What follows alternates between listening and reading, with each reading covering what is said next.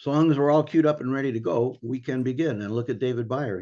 He suddenly appeared. So let's begin. This is our Little Hoover Commission hearing on artificial intelligence and food insecurity for Thursday, June 27, 2024. Good morning. This is Pedro Nava, and I'm chair of the Little Hoover Commission. Thank you all for joining us today.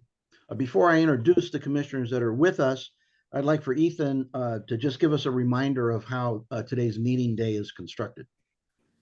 Thank you, Mr. Chairman. As commissioners will recall, this was originally planned as an in-person meeting, and thus we have more witnesses than is typical for one of our Zoom hearings. And so we're in effect going to break the hearing in two. We will take the first three witnesses this morning, and we anticipate that will take until noon, maybe a little before that. We'll then take a lunch recess. All the participants, the commissioners, witnesses, everyone will be muted, and your video will be turned off during the lunch recess. We'll take a lunch recess and reconvene promptly at 1 p.m., and we'll then take the last three witnesses of the day. The seventh witness, Lila Tretikov, unfortunately contracted COVID and had to cancel her testimony for today. She is being rescheduled for the July hearing. The last thing I might mention is that we will not hold a business meeting today. We felt 6 witnesses or 7 as was planned. That was enough, and so we are not going to hold a business meeting today via Zoom. We will be adding a business meeting. We do have some business to conduct. We'll be adding a business meeting in July to be conducted via Zoom. I'll be in touch with all of you commissioners to schedule that at a time when you can attend. So again, today we'll take the first 3 witnesses, a lunch recess, reconvene at 1, and then take the last 3 witnesses in public comment. Great, thank you very much. Happy to answer any questions, Mr. Chairman. Thank you. So let's introduce the other commissioners who are with us today, joining virtually. We have Commissioners Dion Aroner, David Byer, Gil Garcetti, Jose Atilio Hernandez, and Janice Sidley. So also with us is the commission staff, Executive Director Ethan Rarick, Deputy Executive Director Tamar Foster, Analyst Ashley Hurley, Ali Powell, and Sharon McAllister, along with project managers Crystal Beckham and Daniel Harris McCoy. We're live streaming today's hearing on Zoom and are being joined by members of the public who will be attending remotely and will be muted during the course of the hearing. We will have a public comment session at the end. Those who wish to make a comment will be unmuted during the public comment session. If you'd like to make a public comment, please use the raise hand feature in Zoom by clicking on the hand icon to join our public comment queue. Those who have joined us by phone may either dial #9 to raise their hand on Zoom or send an email to our Little Hoover email address, letting us know that you want to speak to the commission. You must provide the phone number from which you have joined our meeting so that staff knows who to unmute. Staff will be monitoring raised hands and emails requesting comment throughout the duration of the hearing. As is usual at our hearings, public comment is limited to 3 minutes per speaker. The video and the audio of our hearing witnesses will be turned on when it is their turn to speak. Commissioners' audio and video will be turned on throughout the duration of the hearing. Commissioners, you may mute yourself if you wish. Please remember to unmute yourself if you want to make a comment or ask a question during the hearing. We are recording today's hearing, and after we've completed, staff will place a permanent link to the recording on our website and upload it to our YouTube channel. Now to the substance of today's hearing. This is the second hearing in our study of artificial intelligence. This study builds on the Commission's 2018 report on artificial intelligence, which urged lawmakers to adopt an AI agenda focusing on public engagement and protecting core values: autonomy, responsibility, privacy, transparency, and accountability. And I should mention that it is really interesting that the Commission, as far back as 2018, had sensed that artificial intelligence was on the horizon and was something that was going to require a great deal of attention. Now, at our last hearing, which we held in May, we presented an overview of California's efforts thus far to incorporate AI into state government operations, and we began to outline the best practices for future implementation. Today's hearing will assess how artificial intelligence can help California state government better serve its vulnerable populations with a focus on addressing food insecurity. And I would be remiss if I didn't mention how grateful I am for the commissioners to be participating on this hearing, particularly given the nature of their competing interests and commitments. I know, and Ms. Sidley probably would appreciate it if I wouldn't mention it, but she is already doing advanced work for the administration with respect to G7. Isn't that correct, Jana? Yes, I'm back home now, but I was in, I was working the G7, and it was a wonderful trip, and the president did very well. Well, and I was able to meet Zelensky, which was the highlight of the trip for me. Well, and I offer that because I want the public to understand the capacity of this commission and the individual accomplishments that each of you have obtained in your sort of civilian lives, separate and apart from the commission. And I could address other commissioners, but I think that's probably enough embarrassment for one meeting. But I also want to thank Commissioner Hernandez, who is serving as the subcommittee chair on this subject, and for his leadership. He has been stalwart and consistent in recognizing that while the conversation on artificial intelligence has been focused on different kinds of applications, he wanted to make sure that the commission focused on how it could benefit people who are who need the assistance the most. Though, because it is often, and it is too often, that technological advances inure to the benefit of those who can afford it, who are affluent, who are wealthy, and who have access to things like the internet and broadband. And Commissioner Hernandez wanted to make sure that a discussion of applying artificial intelligence was going to be used in a way that benefited as many people as possible, and not just those that occupy a special place. Having said that, now let me ask Project Manager Daniel Harris McCoy to please introduce our first witness. Thank you, Mr. Chairman. Our first witness is Nolan Sullivan. Mr. Sullivan serves as Agency Director for Yolo County Health and Human Services, an integrated super agency that includes social services, mental health and substance abuse, and public health. Mr. Sullivan began his career with the Yolo County Department of Social Services in 2007. Over the last decade, he has held numerous positions in the department, including 5 years as the HHSA's Service Center Branch Director, overseeing a team of 300 and servicing over 65,000 Yolo County residents' welfare and employment needs annually. Mr. Sullivan has a bachelor's degree from California State University, Chico, and a master's degree in public administration from the University of San Francisco. Mr. Sullivan, you may begin your testimony. All right. Mr. Sullivan, I'm going to interrupt you Okay. right off the bat, because something I forgot to mention that you think by now I'd remember.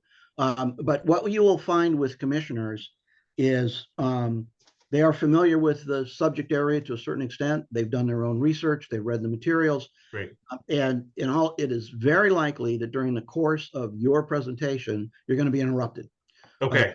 And I want you to accept that as a compliment, because what it means is that you've prompted questions or comments from the commissioners, and they want to make sure that in the course and flow of the conversation that we address those. So if you may find that I'm saying, excuse me, I have a question from a commissioner, so please don't take offense. No offense to none at all. Thank you very much, Chair. I appreciate it. And I talk fast and I move quick, so please feel free to tell me to slow down or ask questions as I go. So this is my first time testifying at the Little Hoover Commission. Thank you so much for having me. Thank you very much, Daniel, for the warm welcome in the background. Again, I'm the Health and Human Services Director here in Yolo County. We are just across the river from Sacramento. I've been with Yolo County for 17 years now, and I've overseen specifically the CalFresh program and the WIC program, which are two of the most powerful food insecurity programs that we have in the state of California. I was asked a series of prompting questions from Daniel, and so I'll just kind of go through the question set as he asked them and just kind of give you some background. So the first was, what does food insecurity look like in Yolo County? How bad is it, and who does it impact the most? And so Yolo County, if you don't know, is a mid-sized county. It's got 222,000 residents. The county is comprised of 3 major cities: it's Davis, West Sacramento, and Woodland. We also have Winters. And then we've got a lot of little unincorporated towns and hamlets across the region here. According to the Public Policy Institute of California, Yolo County has the highest adjusted poverty rate out of all 58 counties. So the highest adjusted poverty rate, according to the PPIC, we're just over 20%. Not proud of that, but we do our best to combat that and fight that with the programs that we have. Food insecurity in Yolo County is a massive issue. And so in a region that is surrounded by agricultural and crops and food production, it is an absolute shame that we have people going to bed hungry here in the county. The Yolo Food Bank, which is one of our amazing nonprofit partners, which we'll talk about a little bit today, just released a groundbreaking food insecurity study here in Yolo County. It's the first of its kind that I've seen in the region. And according to that study, 40% of households in Yolo County with children are food insecure. 20% of households in Yolo County with seniors are food insecure. 53% of households in Yolo County that work in the agricultural industry are food insecure. Black and Latino households note the highest rate of food insecurity amongst all ethnicities and demographics, and residents living in the unincorporated areas of Yolo County and the city of Winters report the highest levels of food insecurity, 35.4%. So 1 in 3 residents in our rural unincorporated areas in the county is experiencing food insecurity. A couple facts about the work that we do here in the county. As the commission knows, the counties operate the base level social services programs across all 58 counties. So just to put things in perspective, 55,000 residents in Yolo County use Medi-Cal as their primary health insurance. That's 1 out of 4 residents using Medi-Cal. 26,000 residents use CalFresh. That's 12% to feed their families. We have 1,166 families on CalWorks, or some people call it welfare, or the TANF program. We have 3,497 residents, infants, children, and mothers that are using the WIC program to feed their babies. And we have 3,482 elderly and disabled folks on the AIFS program here in the county, just to sort of set the stage. Another really interesting fact about Yolo County is it has the largest college student population to overall population ratio in the state of California out of all 58 counties. Roughly 15% of Yolo County's population is considered a college student. And so we have to deal with a lot of different issues, whether that's the food pantry on campus, student CalFresh, and we'll talk a little more about that in just a few seconds. The second prompting question I got from Daniel today was, how is Yolo County addressing the problem of food insecurity? What are its most pressing challenges? And so as you heard from the demographics above, we've identified several priority populations. So the first is the agricultural working community. A lot of these folks are in the rural areas, they're Spanish speaking, and in many cases they have mixed immigration status. There's a variety of reasons why they may or may not apply for programs. There's public charge issues, there's misinformation, there's language barrier issues, and so that's a big target population for us. Children, as you heard above, 2 out of 5 households in Yolo County have kids with food insecurity issues.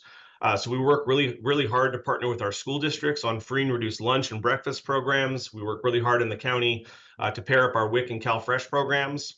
Seniors, again, 1 in 5 of our senior households has a food insecurity issue in their household. So really focusing on our partners with Meals on Wheels, focusing on the Agency for Aging Area 4, and creating new food benefit programs for the community and making sure that we have enough food for our seniors. Yolo County also has a growing homeless population. The latest numbers from our 2024 PIT count put our homeless population at 950. So figuring out different ways to feed folks that don't have proper refrigeration or food storage, adequate food pantry access, things of that sort.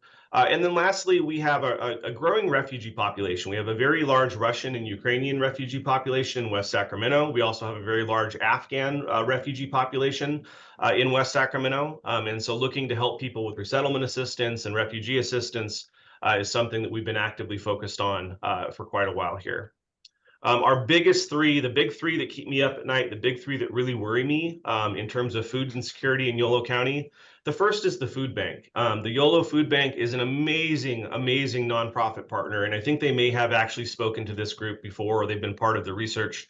It's always shocking to people to learn that less than 10% of most food banks' revenues come from government. So food banks, almost 90% of their revenue has to come from private donations, philanthropy. They really struggle to keep their warehouses full, and there's almost no governmental support for local food banks that are providing vitally needed food resources to people. The second biggest issue for us here in Yolo County is CalFresh funding. So in Yolo County, and we'll talk a little bit about this, and I don't know if we can pull up the chart, Daniel, that you just had up a second ago. But in Yolo County, we have pretty significant issues with CalFresh funding. Part of the problem is the way that the allocation rolls out. So the CalFresh allocation is made up of three components. It's the state component, the federal component, and the local component. And to keep things simple, the federal component is 50% of the dollar for CalFresh is uncapped. That's 50 cents on the dollar comes from the feds. No matter what, we can keep claiming that down from the feds. 35 cents on the dollar comes from the state. That's the state allocation. But to get your state allocation, it requires 15 cents on the dollar in local match. Yolo County, unfortunately, has a very strained general fund. We have a variety of revenue issues. We do not have the money to bring down all of the CalFresh dollars that we need to serve our population here in Yolo County. And so we end up giving millions of dollars in state allocation back every year because we don't have enough local match to pull down the state dollars. And as you can see from the chart here, and I know I'm going pretty fast, so feel free to slow me down and interject whenever. We have continued to grow our CalFresh rates. We've continued to get people on benefits, but we have really struggled with staff. So if this chart here is showing blue is the application. Oh, Janet, do you have a question? I'll pause here. Just a quick question about the local match. Can the local match come from citizens who make in-kind contributions or personal contributions, or must it come from local government? It can. So as long as that donation is actually donated to the county and the county considers that some form of general fund, that could be a potential. And we have looked into philanthropy a little bit. It's just a bit unusual. So, but the 15% just has to come from outside the state and the feds. Understood. Okay, thank you for that clarification. David? Yes, thank you. And thank you for the job that you do. I'm friends with Karen Larson, who runs the Steinberg Institute, who is one of your predecessors. And she's my mentor. I have her position. I have her position now. She's an amazing woman. Yeah, and so I know a little bit more than you'd expect about the fact that your agency is a super agency. So I guess I want to go back to the theme of the hearing, which is the application of artificial intelligence to food insecurity. Yes. But in your case, because you deal with TANF and other programs, WIC, and trying to avoid being just in a silo. I mean, we could have a complete hearing about CalFresh and how poorly it's been implemented. And that's been true for a very, very long time. But that's not the point of our hearing. Yes. The point of our hearing is what tools will artificial intelligence provide to counties who are offering comprehensive social services to the economically, socially, and food insecure populations. In other words, we're not going to create an artificial intelligence application for CalFresh without thinking through how it applies to other programs or how it applies comprehensively. So what kind of thinking has occurred at the state level and at the county level, and what has the state done to help prepare you for a transition to the availability of artificial intelligence tools? That is a fantastic question, Mr. Beer, and you're driving right to my grand finale here, so I will jump right into it. So Yolo County, for a variety of reasons, has been really focused on CalFresh for a long time. We have been really focused on getting people on benefits. And so just to kind of start the rudimentary technology discussion, then kind of leading to the AI piece that you just posed, we started in 2016 really looking at our CalFresh participation rate. We had one of the lowest rates of participation in CalFresh across the state of California.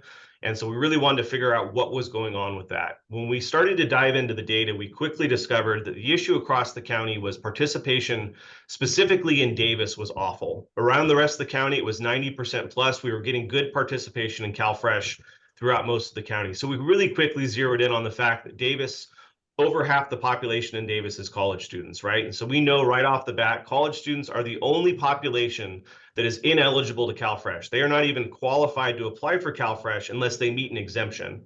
And so we knew right off the bat the students were the issue. So we really quickly partnered with UC Davis, and we discovered right away that the application process for CalFresh is extremely complicated. It's cumbersome.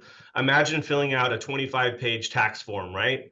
And then on top of that, the application portals that we had available to us through the state automated welfare systems were extremely cumbersome and confusing and hard to use, right? So imagine like 1995 Microsoft Windows compared to the technology of today. So students just wouldn't go through the process of applying. They either had this massive cumbersome paper application, or they had a really user-unfriendly CalSAWS system that was just hard for them to apply.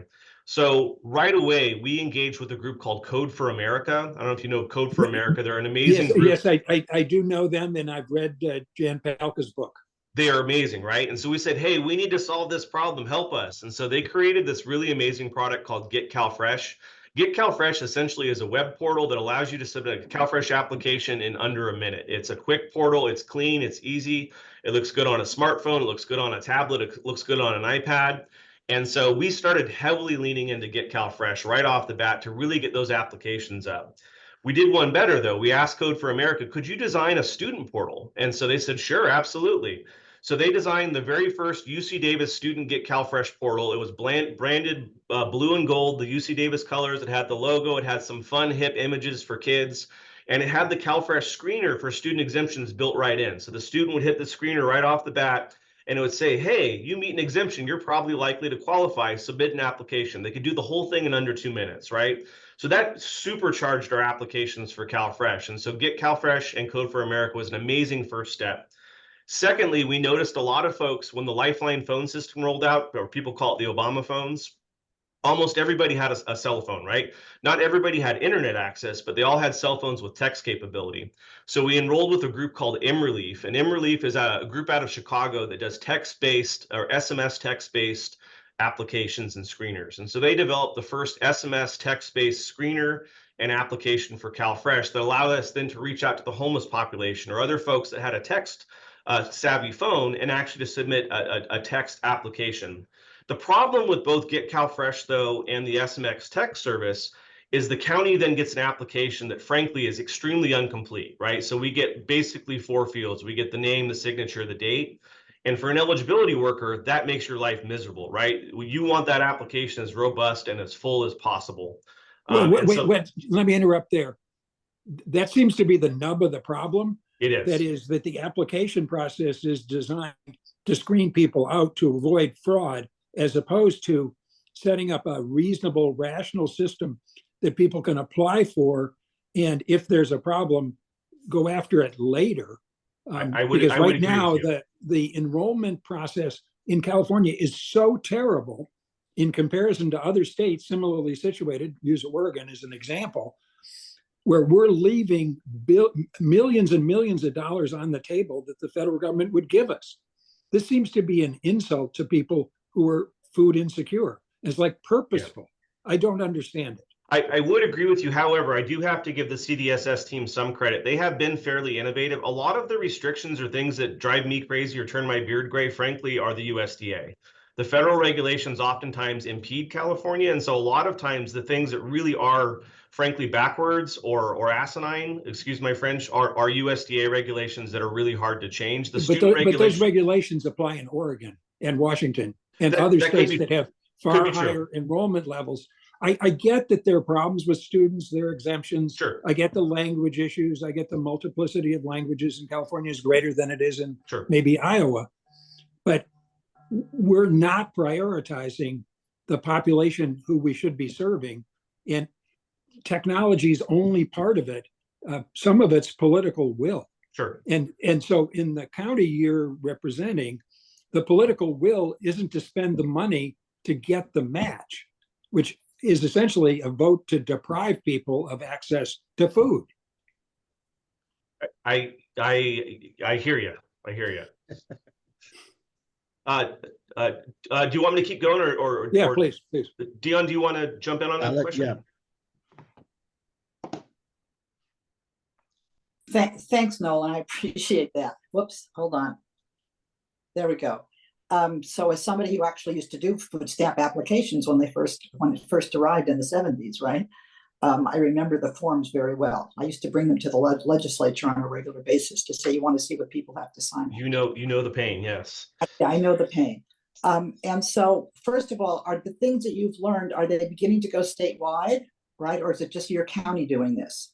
Well, that's a great question. So David's question sort of touched on this as well. The The state really was not super, and Get CalSAWS, the state automated welfare system, frankly, sort of boxed Get CalFresh out, and really went, there's this spectrum, right? Ease of application for clients or robustness and security for the counties and the state. The CalSAWS system, frankly, leaned the other direction, right? And so while Get CalSAWS in their online portal does make an effort to sort of try things, Get CalFresh, sadly, actually folded in the state of California for the most part. It is no longer really active. It's been kind of boxed out to one degree or another from the automated welfare system.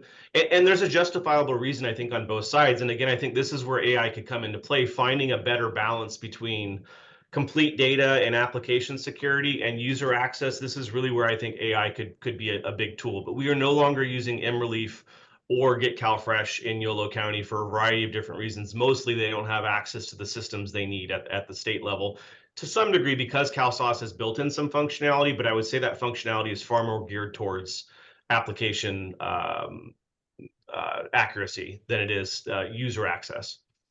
So years ago, we began to, and particularly because of the food folks, the food programs came to the legislature and were pressing, I think it was actually during the Schwarzenegger governorship, they were pressing to do single applications and all of that, right? That we should be able to get to the point with technology that somebody fills out one application and then it is sent to all of the different possible programs that they could be eligible for. I mean, I used to talk about they could be eligible for a public art program, for all you and I know. And why wouldn't that be included? So that we would only have to do this once, and each program would then just grab the eligibility factors that they needed to be able to prove eligibility.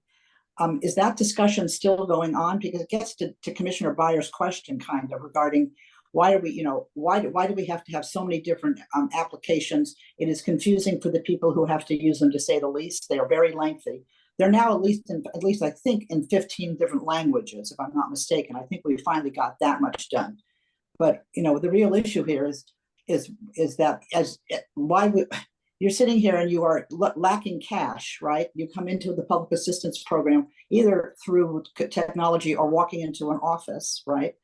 And what you're looking for right that moment is cash to feed your kids, right? And maybe Medi-Cal, just because they're having there's a horrendous issue, and so food stamps kind of goes to the number 3 or 4 on the list of what you're looking for in reality. Okay, it doesn't mean that it's not important. It just means what their crisis is that moment, and they're verging on homelessness.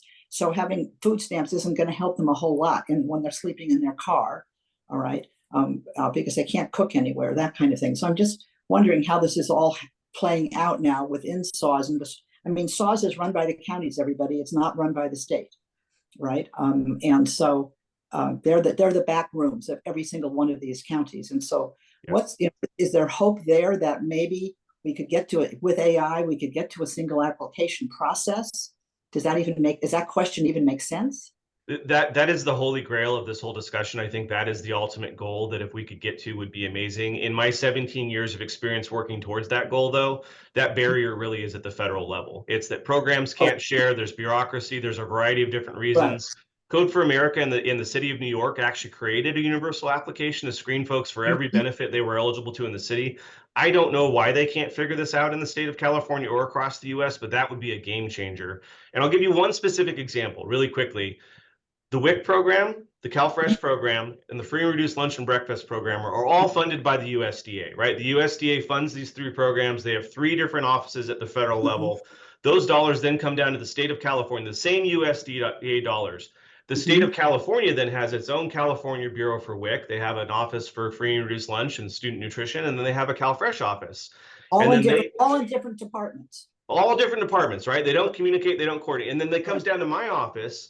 Imagine you're a mom with 3 little kids, right? You've got to come into my office to fill out an application for CalFresh and to get your separate CalFresh benefit card on 2 or 3 different appointments. You then have to come in for WIC separately for a WIC appointment to get your WIC benefit card, 2 or 3 separate appointments. You then have to go to your school office and fill out a benefit form for free and reduced lunch, and then another one for free and reduced breakfast.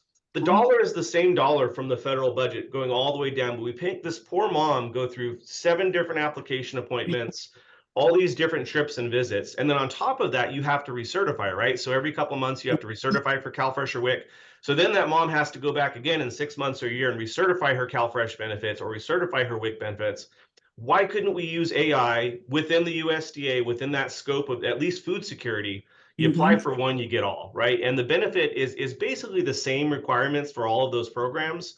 So this is kind of my grand finale. This is the suggestion I was going to make to this group, was at least align the food programs and make it so that AI can screen and kind of connect to multiple programs. If we could expand to WIC or Medi-Cal or other, that would be a game changer. The other one that I'll toss in there really quickly too, starving students, right? We're really focused on college students. The most effective tool I have today to get students on CalFresh is I work with the financial aid offices at UC Davis and at the community college, and I identify the different financial aid statuses that might qualify them for an exemption. And then the financial aid office allows us to send them letters. We don't get their addresses, but they say, hey, we've got 5,000 students on this aid code, 2 on that aid code. And I can send them a letter that says, hey, student, looks like you might be eligible for CalFresh. Here's the application portal, please apply. We have all of their information on the FAFSA. Why can't the FAFSA make them eligible to CalFresh right off the bat, right? Why couldn't we just give them financial aid, CalFresh? Boom, we know, student, you're going to qualify. We've got your income, we've got your residency, bing, bang, boom, here's your EBT card. So those will be the two like low-hanging kind of areas I would focus on. If by the end of my career, when I retire, there's a single application for all programs, I'll call it quits, I'll hang it up. But that would be a game changer. But at least with students and food benefits, those would be phenomenally impactful. And I think AI could play a tremendous role in both of those. Okay, thank you. All right. I've been watching Commissioner Hernandez barely restrain himself. Unmute yourself. And He's been encouraging me. I've seen the encouragement. Yes, he feels it. Well, 3 things. I've been doing this for 30 years in terms of universal application, so there's a history. But the first question I have for you, so your recommendation is to use AI. You don't have a real application showing the numbers of the benefits of using it, correct? It wouldn't be hard to have CDSS and WIC, and you could pull that from state data. I don't have access to that data statewide. I oversee the WIC program and CalFresh program in my county. I have to beg the school districts to partner with us on free and reduced lunch partnerships. But so it would be easy enough to pull. The state has the data. It just someone has to tell them to collaborate and cross-reference. And then quickly, the issue is not federal government, it just might be city, local, state, and federal government in terms of the agencies. I think that's one thing when you start looking at it. And people love applications. So to the extent you'll get one application, probably not going to happen. But what we are seeing, though, is that AI can help fill out all the applications at the same time. Sure. And in fact, there was legislation. I just spoke to Senator Ben Allen. He'll love to come and talk to this group. He was authoring something similar on the energy, telecom, water side. Basically, you fill out one application, AI or autofill, then fills out all the other applications at the same time. Because what we're getting at is what you feel every day, that why do we have to have low-income families continue to prove that they're poor over and over and over again? Yes. And from our sense, maybe we can crunch the numbers. How much money are we spending on administration, outreach, enrollment? I see the numbers on the PUC side, millions. Imagine the cost savings that can actually go back into the end user if we have a better way of doing this. Sure. Yeah, so thank you for that. But no, this is a great start to the conversation in terms of food security. There is a much larger conversation in terms of all the other agencies. But I think you feel it, you show us kind of how amazing it would be if we solve this question in terms of having different agencies actually talk to each other.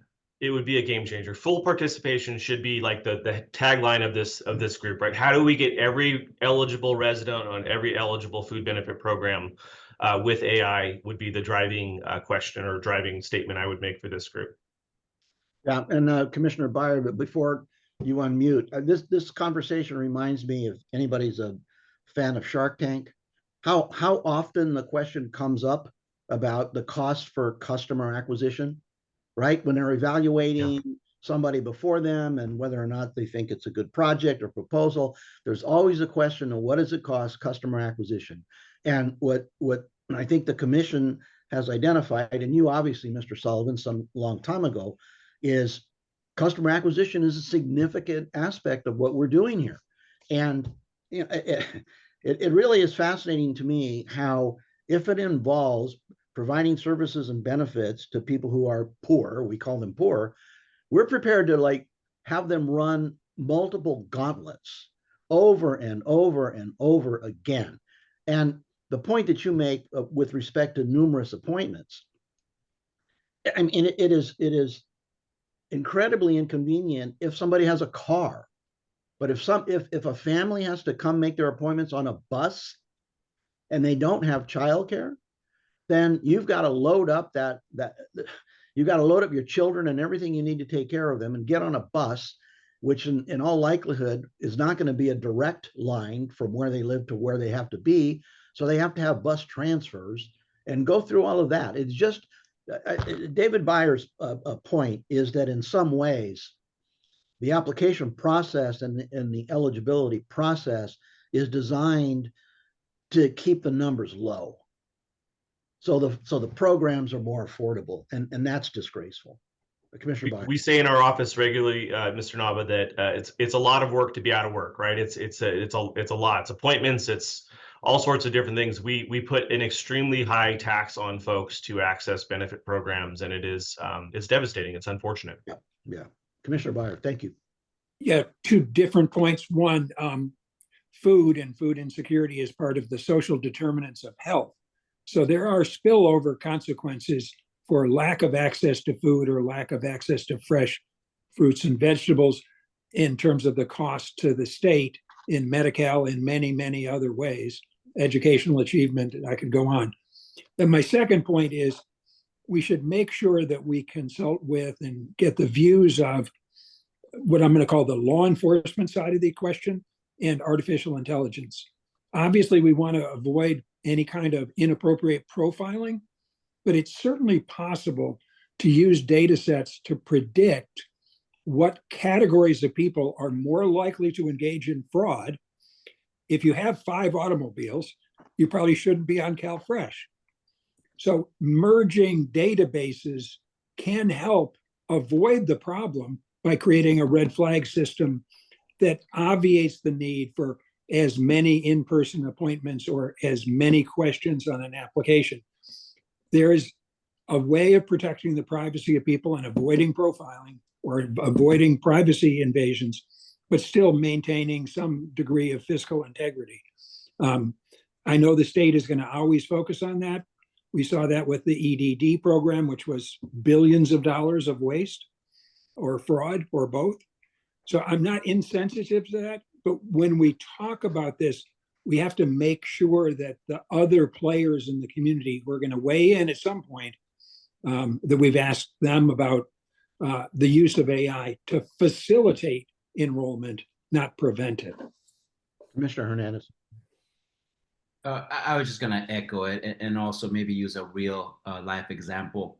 In the telecom world, there's a program called California Lifeline. You have to be, I believe, less than 150% federal poverty level.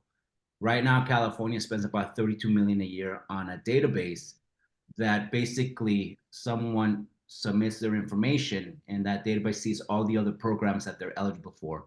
And if you're part of CalFresh or Student Lunch, it automatically tells the telecom provider that they're eligible. So the technology exists. Whether or not people want to use it or expand it, I think that's kind of where we come in terms of making recommendations. Very good. Back to you, Mr. Sullivan. Yeah, I think the only other thing that I would add really quickly is, again, EBT skimming, right? So we're losing about $2 million a month right now with EBT skimming. Is there a better way to use AI to combat the plague of skimming? Unfortunately, the victims here are folks that are trying to feed their families, and I think right now, 1 out of every 3 calls my office gets is for skimming, right? It's a huge workload tax on us. And so again, anything we can do to expedite, to use technology, use AI to sort of defeat things like skimming in the future that will come up. But that pretty much rounds out what I wanted to say today. Any way we can make it easier for folks to apply, to use AI, to have multiple benefit programs, that would be great. And again, this is something that CDSS and the state have been working at. This is something that CalSAWS has been, it's not as simple as like, this is a new idea. It's a lot harder, but again, this would be sort of the holy grail of the process. And I would advise we start small. Let's start with students, the FAFSA and CalFresh, or let's start with WIC, CalFresh, and free and reduced lunch, and then kind of expand and kind of roll out is where I would advise that we start with an AI type project. Commissioner Aroner. So I just want to caution us a little bit. It's it's easy to say what's going wrong in California with this, right? And not understanding that in most other states, they're not, public assistance programs are not run by the counties, they're run by the state, right? So they have one system that they have to deal with, and they have to work it all out. And here we have 58 different counties on SAWS in some fashion, right? I don't want to say that they're all identical, because they're probably not, because certain counties have priorities over other things as opposed to what some other county has that they're all using SAWS. And so it's a little hard to compare apples to apples here when you look at what the administration looks for states, because they don't do county administration. They do statewide always, because their systems are much smaller. The number of people that they have to serve is much smaller. And we started out, I don't know how many years ago, right? I mean, I was a social worker 50 or 60 years ago now. And it was, it's been county run forever, probably since the 1930s. I don't even know, when aid to families to attend to children and SSI, Social Security, disability, and all of that was started under the Roosevelt administration. And so we are different here, and so it makes it more complicated. Now, it doesn't help that when Nolan says that the state has kind of backed itself out of this, because they used to really be in control of it. That is disconcerting, because the feds don't talk to the counties. The feds only talk to the state. And so if the state's not, doing something here dramatically different in order to enhance the ability of counties to deliver the food programs, we need to look at that. There has been some push for Medi-Cal and CalFresh, although even that is still very clunky and not user-friendly and hard for counties to operate. But again, I haven't seen this directive coming from the state or a big push, and I think this commission could be really helpful in making that a priority. Very good. All right, thank you. Mr. Sullivan, I think we probably squeezed that lemon as much as we can for your section. I want to thank you very much for bringing the information to us, and once again, what you have emphasized for this commission, and for those, there's got about 66 participants that are on this hearing, is the level of commitment that we see in local government. People like yourself who could be making more money, probably with a lot simpler demands on you, but who've chosen to go into public service and provide the best possible care they can for people in their communities. And we want to thank you for that. Thank you very much for having me today. The only two quick plugs, and I'm out of here. If anything we can do to fund food banks, please, please, please, they need our help. Again, 10% of their funding is government. They really need some help food insecurity wise. I know it has nothing to do with AI. And again, the CalFresh issue, anything we can do to help counties that struggle to meet that 15% would be phenomenal. Counties try really hard. They have lots of priorities. It's not that they don't want to fund food programs. They have limited means. So either of those two, in addition to all the AA stuff, would be great. Thank you so much for your time. I appreciate you having me today. Thank you. Back to Daniel. Thank you, Mr. Chairman. Here we are. Our next witness is Dr. Ilias Tagkopoulos. Dr. Tagkopoulos is a computer science professor at UC Davis, leading the Integrative Biology and Predictive Analytics Lab. He also serves as director of AIFS, the USDA NIFA NSF Artificial Intelligence Institute for Next Generation Food Systems. With experience in advising and founding companies, particularly in AI for life sciences, Dr. Tagkopoulos's focus lies in data integration, modeling, experimental design, and decision-making under uncertainty, with practical applications in clinical and nutrition data. He holds a master's of science degree from Columbia University, a PhD in electrical engineering from Princeton University, and received the NSF Career Award in 2013. Dr. Tagkopoulos, you may begin your testimony. Thank you, Daniel. Thanks everyone for the invitation. It's such a pleasure. I'm coming from a totally different angle.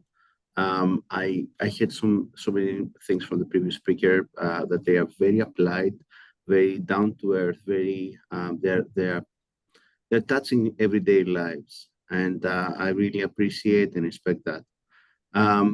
My involvement with AI has been for the last 25 years and probably will be for the next 20 years.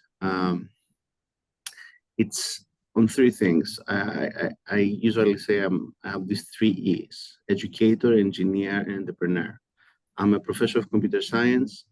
I'm also the director of one of the national AI institutes. There are 25.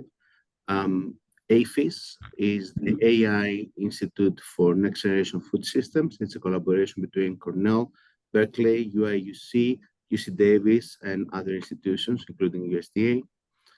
And the third one is I'm an entrepreneur. I have founded or co-founded 6 companies, one of them being in AI and food, nutrition, and wellness. Another will be in actually creating products, food products with AI. Now, going to what we can do and where's the status right now, what is the involvement of AI and the food system. First, let me say that the food system is ripe for disruption.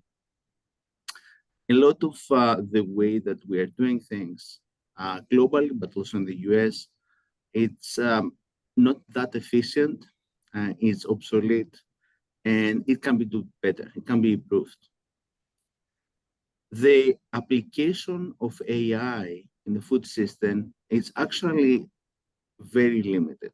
There are a lot of potential, and there are pilot projects that they have been started and they are ongoing for a few years now. So definitely we have done a lot of advances and progress. But if you're asking me how many of real AI I can see and how much of impact I have seen, it's actually limited. When there are multiple reasons for that. One is we don't see a lot of integration that connects the dots from the farm to fork, from the initial feedstock to the agricultural practices to the food processing and the final consumer. The second is that usually we have a lack of the 3 things that it makes AI possible.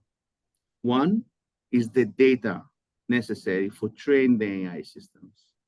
The second are the models, and these are models that they are not byproducts of the Silicon Valley models that they have been funded for autonomous cars or Facebook or anything else, but actually models that they are built for the food system. The third one is infrastructure. AI, deep learning in AI is very expensive. And not only it's the infrastructure in terms of GPUs, and it can run in billions of dollars. I think the latest order of Facebook, of Meta, for NVIDIA GPUs was $10 billion, just to give you an amount. But also in terms of people, we are losing a lot of our talent that is not actually focusing on this very, very important vertical, very impactful too, because there are so many other areas that pay better and have better prospects. Even if we had all 3, we also need 3 other things. One is mentality shift, that this is really important. Second, the right ecosystem of partners that can help. And third one, the right incentives that will actually make this a reality. When it comes to what we do from the side of AIFS, it's going to be, we're looking at the food system as a continuum, from farm to fork, and AI being the connective tissue that brings each data point from start to finish. I see a raised hand by Ms. Sidley. Perfect. Yeah, thank you. Commissioner Sidley. So I want to challenge a point that you made here, where you said that you haven't seen much in the way of AI in agriculture. I mean,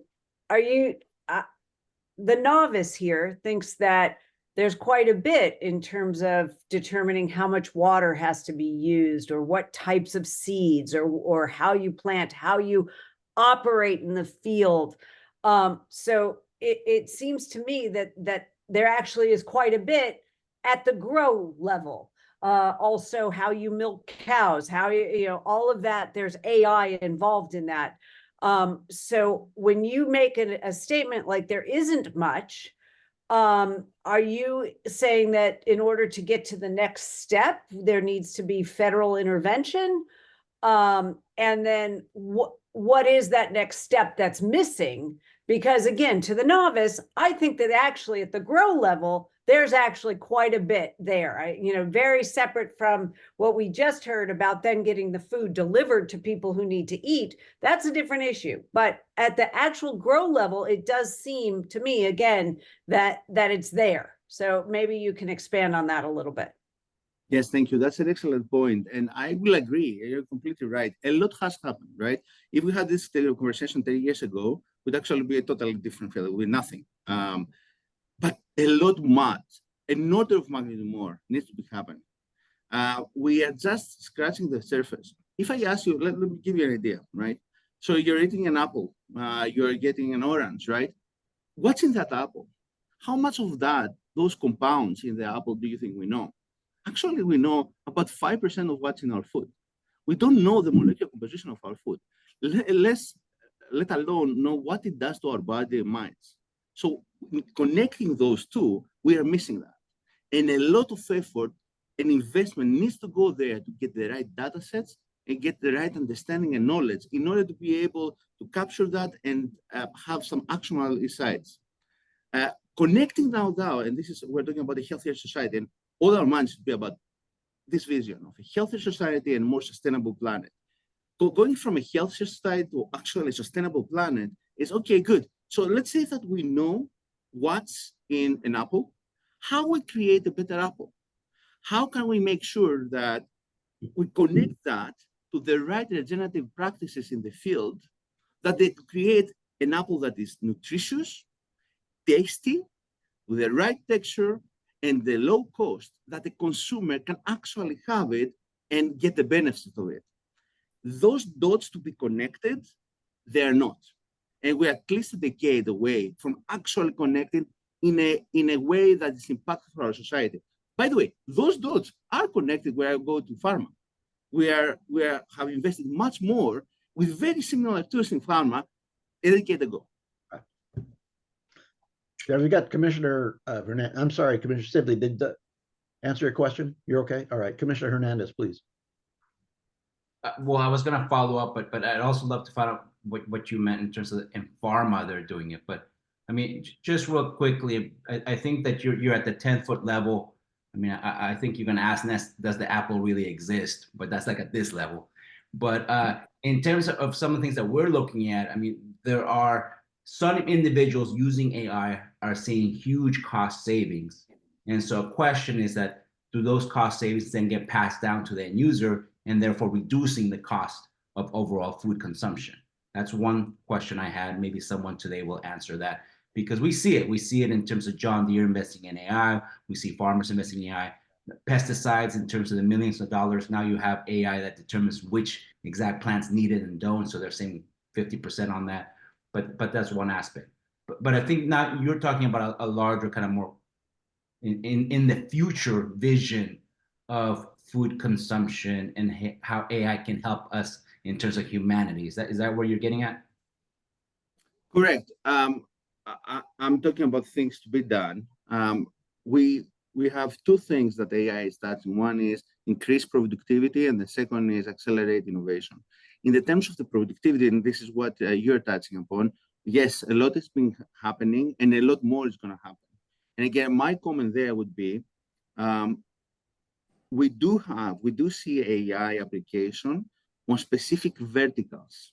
Yes, you may actually have summarization much faster, or know exactly where to spray, or to have how much pesticide you're going to apply, when actually you're going to harvest, and how to reduce waste. We see things like that. First, the scale is not appropriate. We want to see much more adopted. And second, these are individual, independent projects in silos. They do not connect from one to another. Okay, that connecting the dots, it's what's going to give us something that's more than the sum of the parts, a multiplier in terms of effects and impact. Got it. Yep, Commissioner Beyer. Let me see if I get your point correctly. You're warning us, I think, that everything AI is not magical, that there's not some nirvana out there that AI in healthcare or in medicine can be automatically just transferred to agriculture and food and nutrition. I think that's an important warning for us. It's not some single tool that applies broadly to everything at the same time. So if I get that. Second, that the limitations in the agricultural or nutrition space are in part the lack of comprehensive data sets.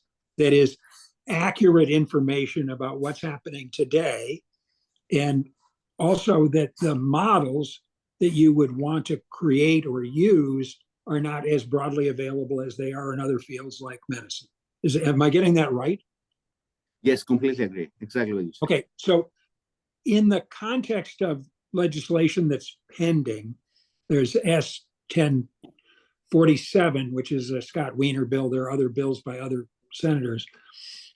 There's an idea for a state AI hub. The argument is that, and this came up in our first hearing with a witness from Stanford, that the state, academic institutions, nonprofits, are basically priced out of being able to get compute power. That is the ability to take massive data sets and integrate it and come up with useful products. Are you seeing that in the context of agriculture? That is, that you don't have a commercial private sector interest in the subject of nutrition in the same way as you do with respect to automotive, autonomous cars or other things, so that there's essentially underinvestment.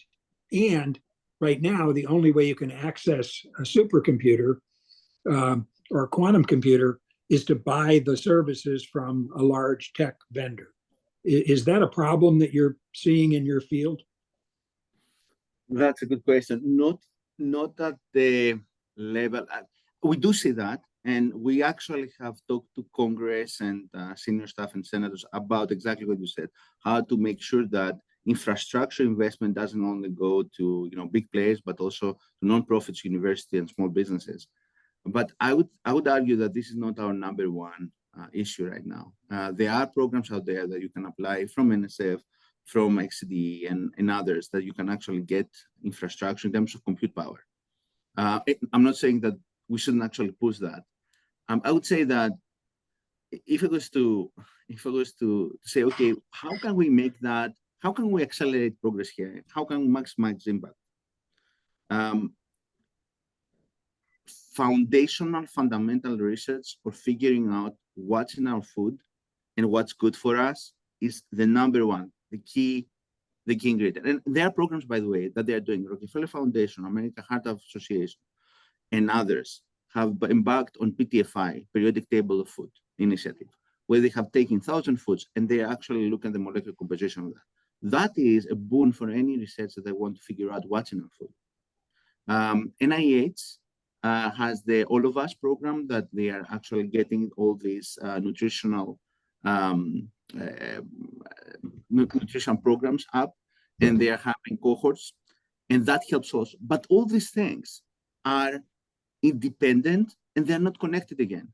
And if you're asking what is the impact right now, I would say it's limited, right? So my point here is figuring out, like, let's talk about food security. Let's talk about that food is not reaching the people it needs to reach. Let's talk about we are not very efficient in the way we process food and the way the food that we need. If you're taking that and you're deconstructing it, the right data sets and the right people are not actually working at the level that we want them to work together in order to solve that. Thank you. So let me just, if I may jump in here and ask you, are you not moving us into the debate about, in essence, genetically modified food through AI? I mean, the perfect apple, I think a lot of people would argue, is what grew on the tree. And so when you talk about what's actually in the apple and to create the perfect apple, are you sort of expanding that discussion of genetically modified food through AI? Just to understand what you're talking about. Yeah, genetically modified or not genetically modified with standard breeding, to me, it's a means to an end, right? You can, whatever it takes to come up to something that will improve the health of people and make this plan more sustainable. Is GMO, not GMO? That I'm agnostic to that. Okay. All right. Thank you. Commissioner Aroner. So we might be talking about policy and all of that, but we're not talking about the politics of food. And the politics of food are very complicated. And I just remember always discussing, I knew both, I knew both WIC and I knew food stamps, right? I've worked in both of those fields.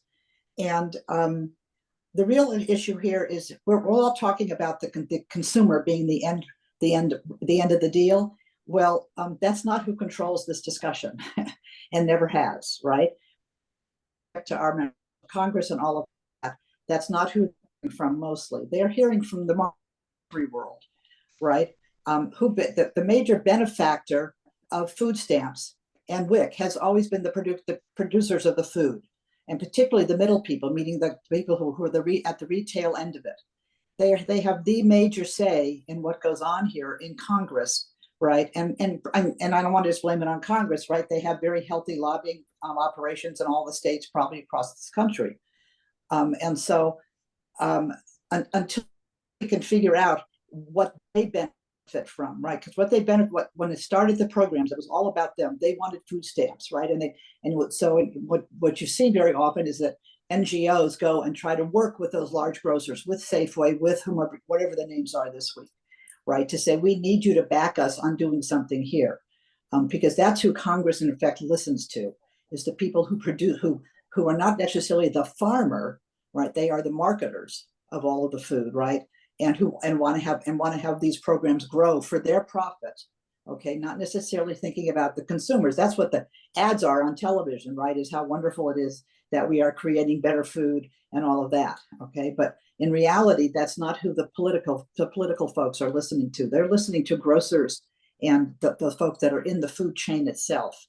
The consumer just lucks out in the end by getting a little more money at the end of the week, right? To be able to spend on food. So I think we have to acknowledge that in some way, because I'm presuming that also controls, for example, what Ilias is talking about in regards to funding, right? And getting dollars into these programs, not just the purchasing of the food, but all of the things that could make it bigger and better. The markets, Safeway has to come in and say, that's what we want. And if Safeway is not saying that because they're happy with the system currently, right? Because they're making profits off of food stamps and off of if they have a WIC program going, WIC, right? And all of these other food programs, they're making money off of it. And so whether or not they're pushing great, to do something significant, I think we all need to look at. So let me ask Professor, and this is sort of the normal course when we're having these conversations. Given what you've identified as some of the challenges that you're confronted with, I mean, if you had the ability to make it better, right? You could just say, this is what I want, this is what it looks like, this is how we get to the objective that you've identified. What would you like to see? Great question, right? $1 billion, $1 trillion question, given the size of the system. Who would like to see multiple? It's a multifaceted, right? It's public policy, it is industry, it is academia and research. It's a full consumer. It touches so many levels. Let me try and paint what I think is practical and can happen. Again, I co-founded a company that actually creates snacks and food programs. The first snacks from AI, and I have more than 100 people that are working on AI, and a company that I own on food and nutrition. And again, these are not like the AI company is not venture capital funded, so I need to deliver value in order for people to pay right for the company. So in a very practical sense, let me tell you what I see. So first of all, the consumer will not pick something that's healthy because it's healthy for them. When I say they will not, I'm talking about the majority, right? Of course, there are people who do that, but they will not change easily their patterns. It will take generations, and it will take a lot of education, and it will be mindset shift.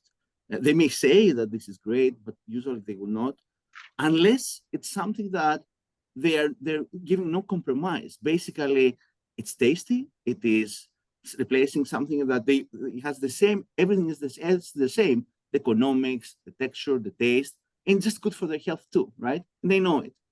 Let me give you an example here of a company, and I'm not, I have no disclaimer, no financial interest or no reason to promote, but there's a company that you might know, Fairlife, that create milk products. I don't know if you know that. It's a company that's the fastest growing beverage company in the US. I think their revenue is $3 billion right now, like within a few years. I think it was 1 billion like 2-3 years ago. And the reason that they cannot actually keep up with demand. I think they feel only 40 to 50% of their demand. Why? What are they doing? Basically, they innovated in a way that they created milk that it tastes the same, more or less, because until now we had a lot of products they didn't, right? But also it gives you much more protein because they're filtering the sugars, they're keeping the sugars out. So they're increasing protein, they're reducing sugars. So you're getting 40, 50 grams of protein and 150 grams product, right? So with this innovation, they kept everything else the same while they actually giving something that the consumer wants. And with that, they created a more sustainable, very profitable, better product, a more healthy product for the consumer. Okay, so this is the way that I see that we can actually have this shift to better products for our consumers. This is one. Now, and this is for the general population. So we are different. We have different needs. People, the second will be figuring out what works for different segments of our population and actually focusing on of course, the top 2, 3, prioritizing the thing. And that is something, for example, and going there, it's how can you figure out what products to create for different groups? If you are diabetic, for example, right? How can you actually make sure that the products you're creating, keeping those high standards that you will consume them, at the same time, they will give you the benefit they have. That actually segmentation is also something we have to improve. So taking those together, what I think can happen is looking at what's in our food, how can we improve it without stopping it from being something that the consumer will buy, without increasing the cost too much, and without changing the texture or flavor of it in a negative way. And going back to the feedstock, how can we make sure that it's a sustainable feedstock that we can actually go in and the economics work out? Like if you're asking about alternative meat or alternative protein and all this, a lot of stuff, if you're doing the techno-economical analysis, it's not sustainable right now. It may be in the future, but right now it doesn't work at that scale that we want them to operate. So if you solve that together, then you have something that actually has commercial value. It can change our world to a better. Understood. I mean, what you provided is an aspect or an application of artificial intelligence that I hadn't really considered, and others who are more familiar with this might have already given some thought to that, but it never occurred to me to use artificial intelligence to essentially create a new food. And with the elements that you're talking about is doing it in such a way that it is consumers desire it, that it in many ways mimics existing foods that we know, so that you're not making a demand on consumers to dramatically change their dietary habits, and every effort to ensure that it is as economical, if not more economical, than the way that we eat now. Exactly. Yeah, exactly. And I had not even really, that had never sort of entered into my consciousness. And I'm watching David Byer. He's probably eating one of those AI cookies as we speak. Well, this is one of those problems where you've got to remain on camera, and it's lunchtime for me here. I know. But I think there's a cautionary note that's important.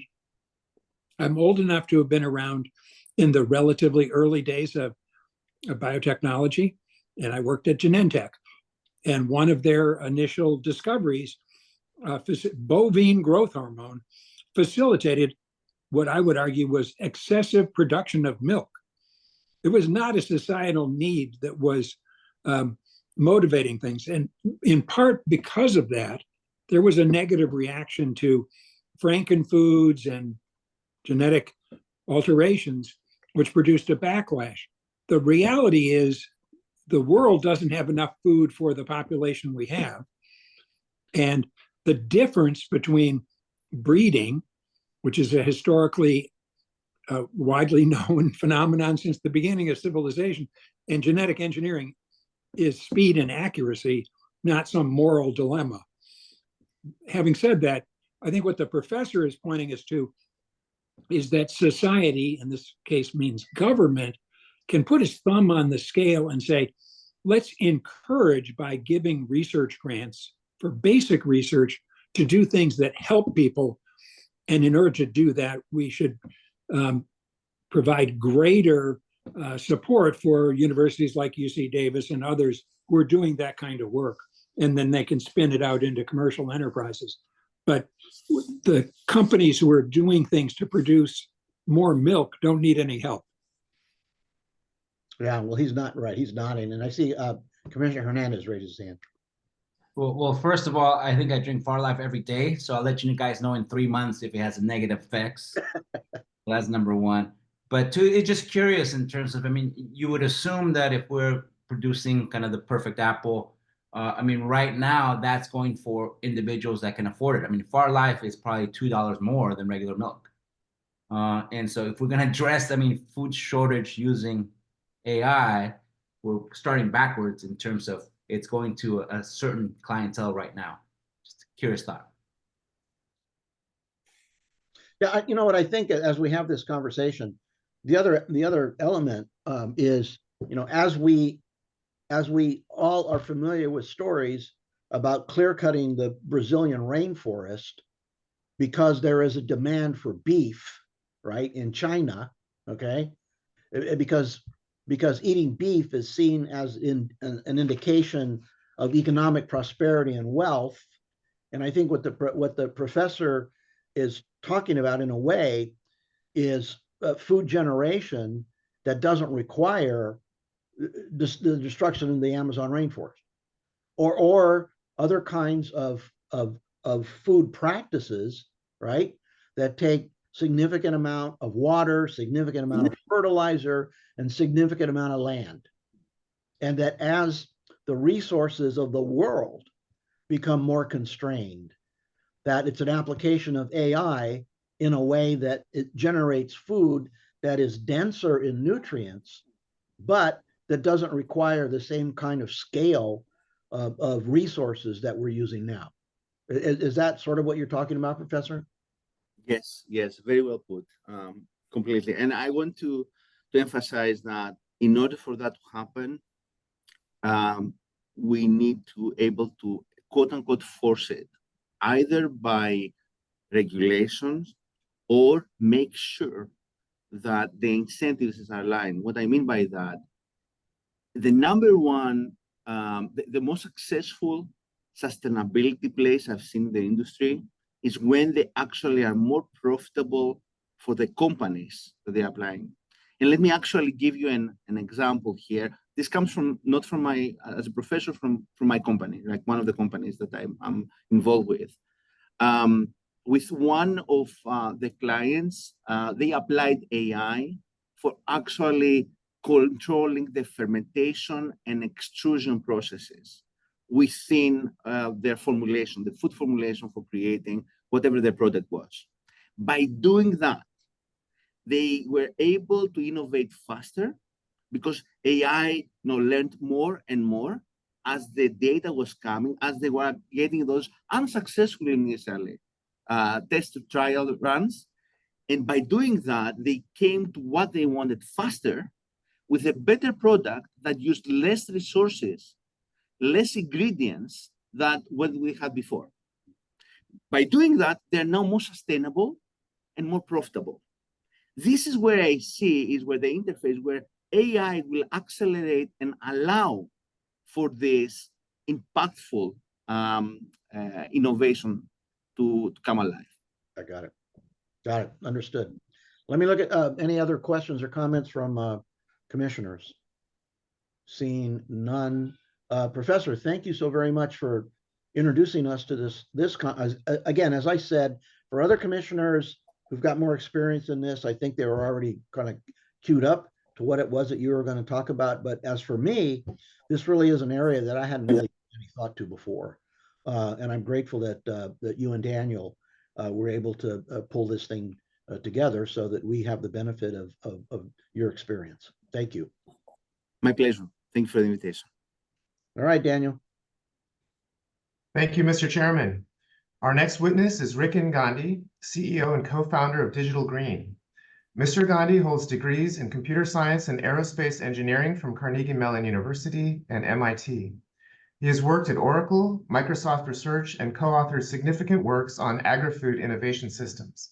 Since setting up as a nonprofit in 2008, Mr. Gandhi's company, Digital Green, has been improving the cost-effectiveness of agricultural extension in South Asia and Africa with videos by and for farmers serving 100,000 extension agents and 6 million farmers, and now is leveraging generative AI to flip the paradigm of extension for women farmers at the front lines of climate change. Digital Green is now working with UC Davis to translate its approach for its open source AI stack to support beginning farmers and farm workers in California. Mr. Gandhi, you may begin your testimony.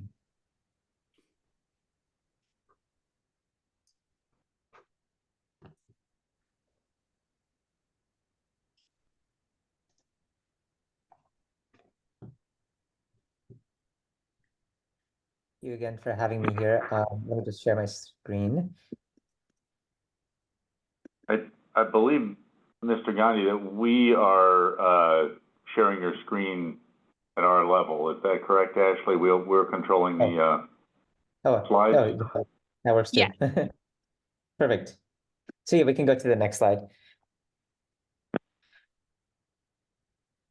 So as Daniel shared, we've been working for the last 15 years on ways to improve the efficiency and inclusivity of agricultural extension programs, primarily abroad in South Asia and Sub-Saharan Africa, but have of more recent times been working, including with Professor Ilias, who we just heard from, with UC Davis and other both public and private organizations in California to see how these tools of artificial intelligence and technology more generally can support increasing the efficiency of agricultural extension. And what I want to be able to share with you today is how, perhaps in line with some of the thinking around like an AI hub at the state of California level, what sorts of tools as well as governance types of schemes could be of use to ensure that there are mechanisms for information exchange that are by and for farmers, especially those that are most marginalized, and can drive greater efficiency for them and for the system as a whole. And also to be able to share some ways in which practically one can think about how this can be done responsibly with mechanisms for stewardship for these AI systems to be aligned in that way. Next slide.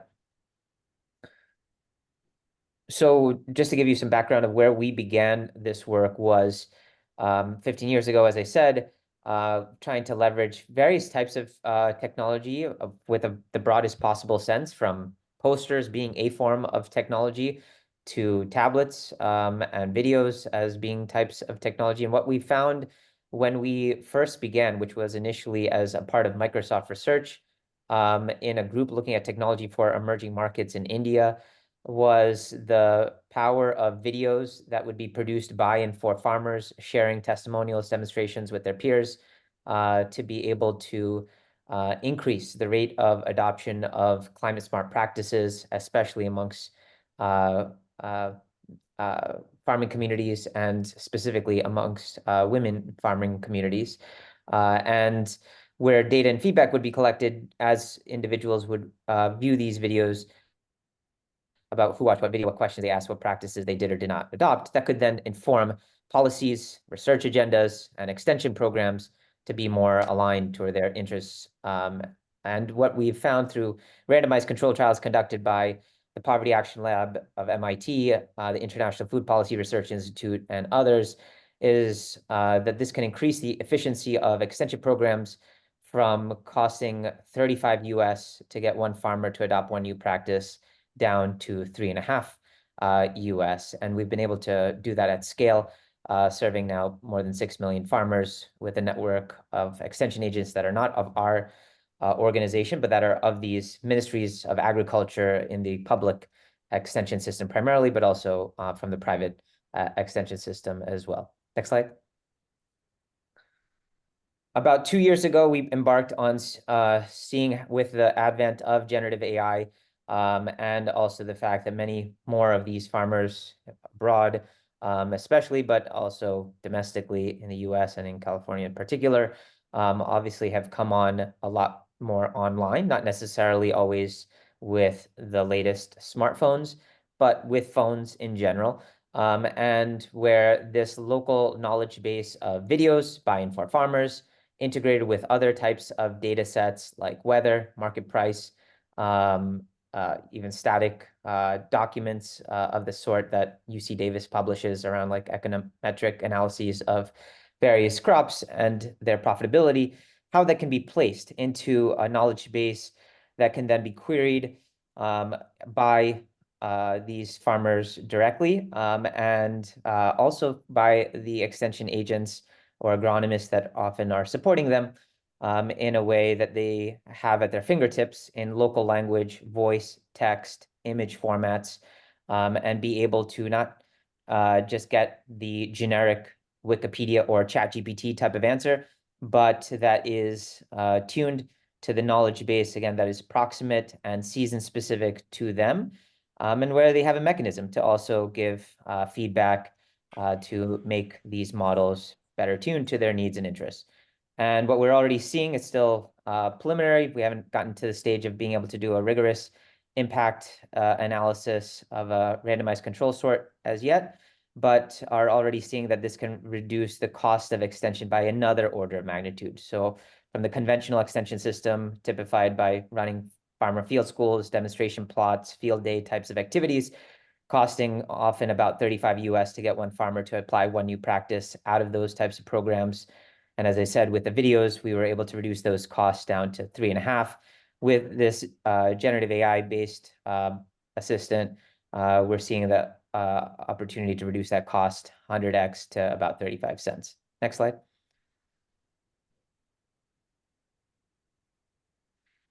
So there's obviously a need to see how these AI systems are tuned. They don't work perfectly out of the box. They have various types of issues, from hallucinations to issues of not always being able to respond successfully to the types of queries that farmers or extension agents pose. But what's great about these types of systems is that they can close the typical gap that has existed between research and extension in real time, because you get to see where the bot fails with a feedback, thumbs up, thumbs down, more open-ended type that comes from these growers directly. We have this live with about 10% or so of the extension agents that we work with today, about 12,000 extension agents who serve about 500,000 odd farmers. And as you can see here, in the initial months of a deployment, this was data from India, there was a unsuccessful rate of about 30% to begin with, but over a period of 6 months, we were able, and the model was able to learn from this feedback to better tune to the type of demands that these communities were looking for. And that this works in natural language on demand, as I said, in the local languages and dialects that folks speak, as well as it works in multimodal formats so that people can ask questions in the format of voice notes on WhatsApp or SMS, or on interactive voice response systems if they don't have a smartphone, and they can still be able to triage the types of issues that they are looking to resolve on their farms, on the go, and be able to do it for even the most marginalized type of person. Next slide. So this obviously requires a lot of thought around how does responsibility work, and what are even the metrics of determining what is good responses for such an AI agent. And so some of the emerging, even cross-domain type of metrics that folks use are something called RAGIS scoring. This is related to one of the approaches that is typically used in these AI systems, what's called RAG, retrieval augmented generation. And the types of parameters that one looks at in terms of its alignment are its faithfulness, precision, relevance, and recall. Next slide. And no, just one before this. And what we found is really being critical here is that you can't obviously just rely on the AI system alone. There needs to be human-in-the-loop processes for feedback from the communities themselves, mechanisms to establish benchmark question and answer pairs to be able to have a way in which we can determine what does it mean to have a climate smart practice? What does it mean to be gender inclusive in the responses that these AI systems have? And as I said, this isn't just going to be able to look at the whole of the internet or the ChatGPT kind of knowledge base. This needs to be tuned for the agricultural domain. And related to the AI hub kind of discussion, that's something that needs to be thought about in a sectoral way for the agriculture and food security space specifically, since, for instance, there are vocabularies that are specific to the agricultural domain, especially when you look at local languages and dialects around how folks reference units of area, volumes, percentages, chemical or organic kind of compounds that are in the vernacular of how people speak.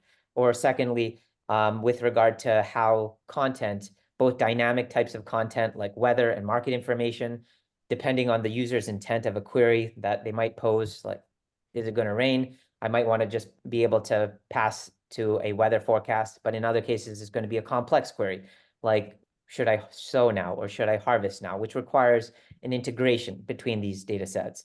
Or in other cases, it's a need to be able to pull from a decision support tool, like of the kind that UC Davis and other types of research organizations put out for optimizing feed ration recommendations or site-specific fertilizer or irrigation types of approaches that are going to help farmers increase their productivity while reducing water or other resource consumption. And so this is where there's a huge role for extension agents and researchers and governance in general to come together to be able to define what are these question and answer pairs that are going to define what is good for these systems, to be able to evaluate them as obviously generative AI continues to advance and new advances continue to be introduced.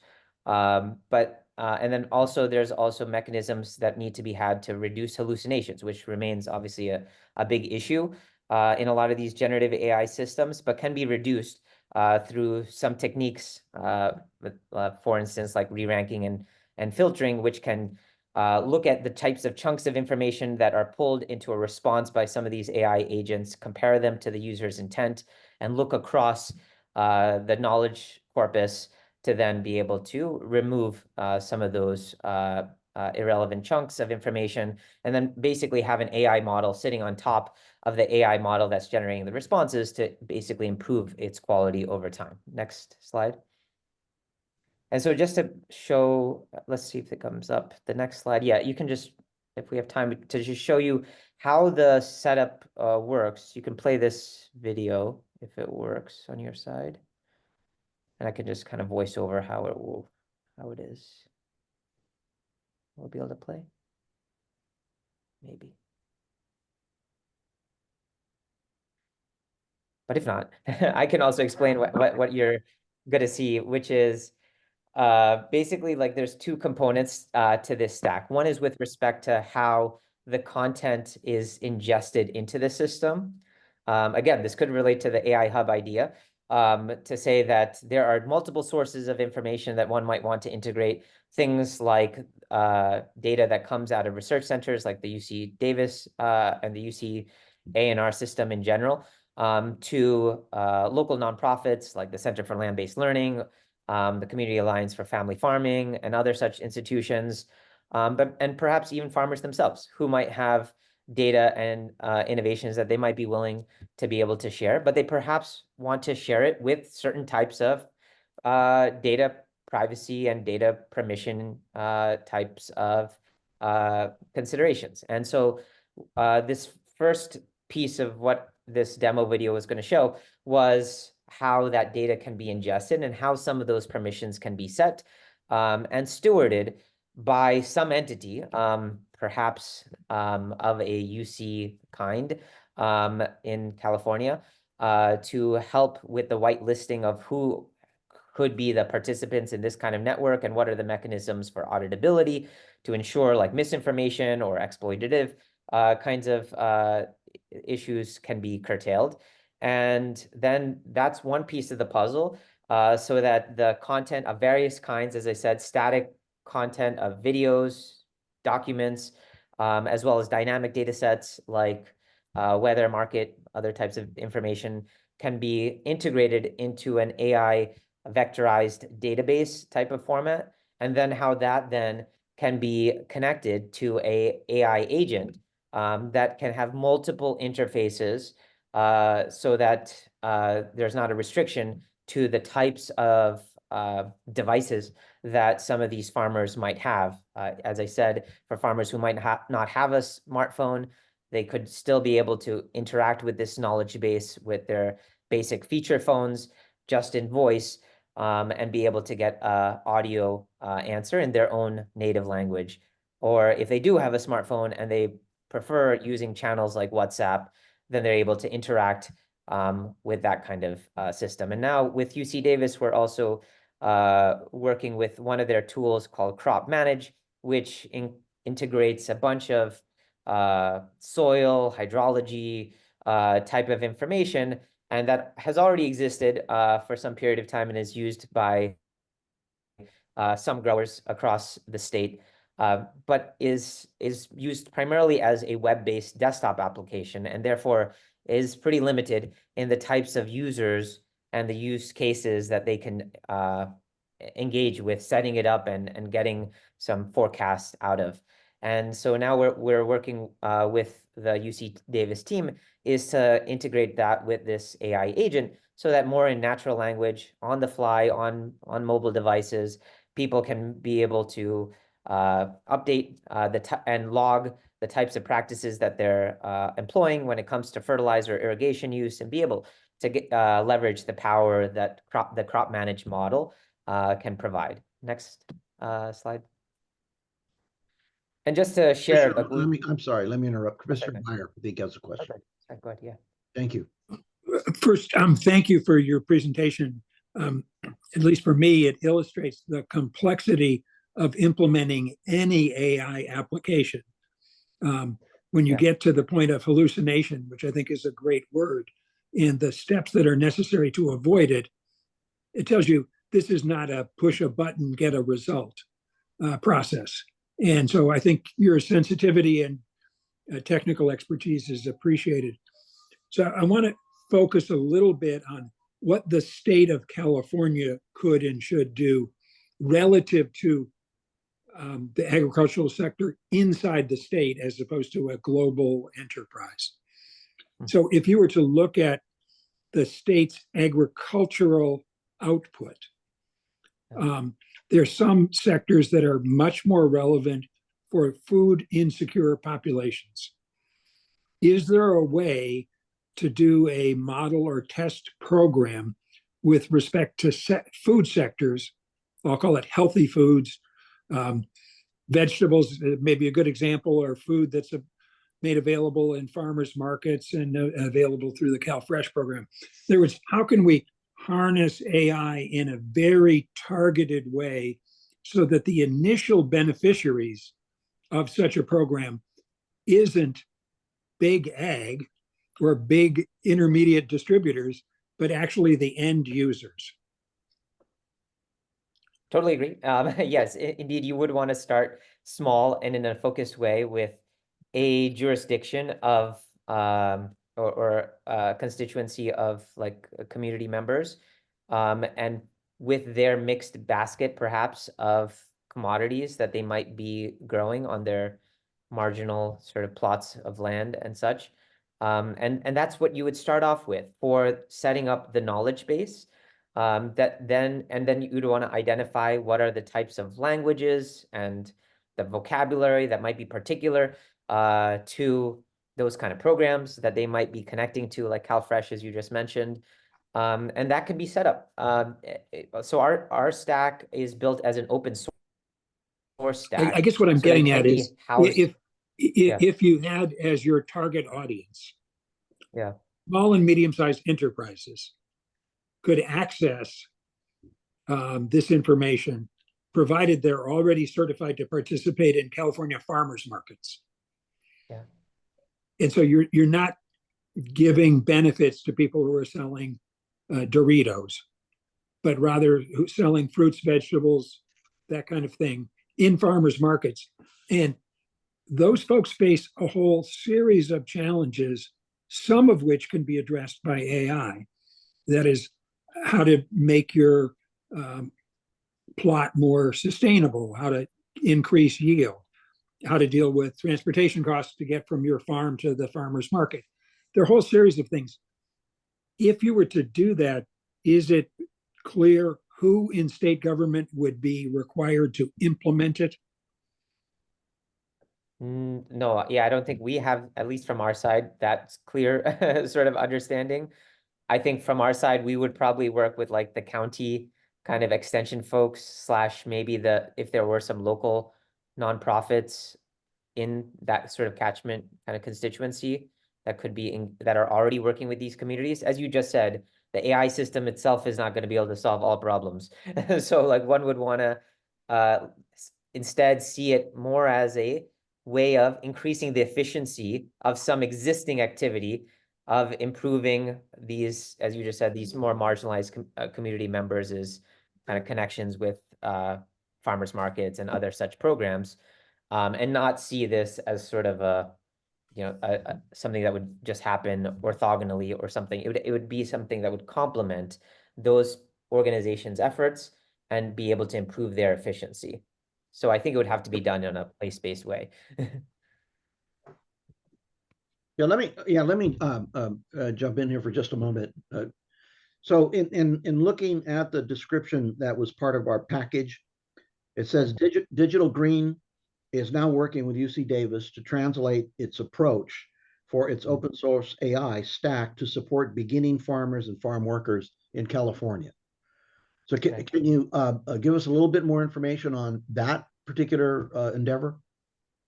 Yeah, so that's related to what I had just mentioned at the end of my remarks around connecting with their UC Davis's existing crop manage tool that is a web-based desktop application that growers and farm workers do employ for both logging some of their activities around what types of varieties of seed that they're employing, in what acreage, what type of fertilizer, irrigation, frequency, duration they're applying. And then on the back end of their crop manage tool, they're integrating both models as well as data sources from the US Geological Service and others to help these farmers make decisions about some of these agronomic practices that they could consider.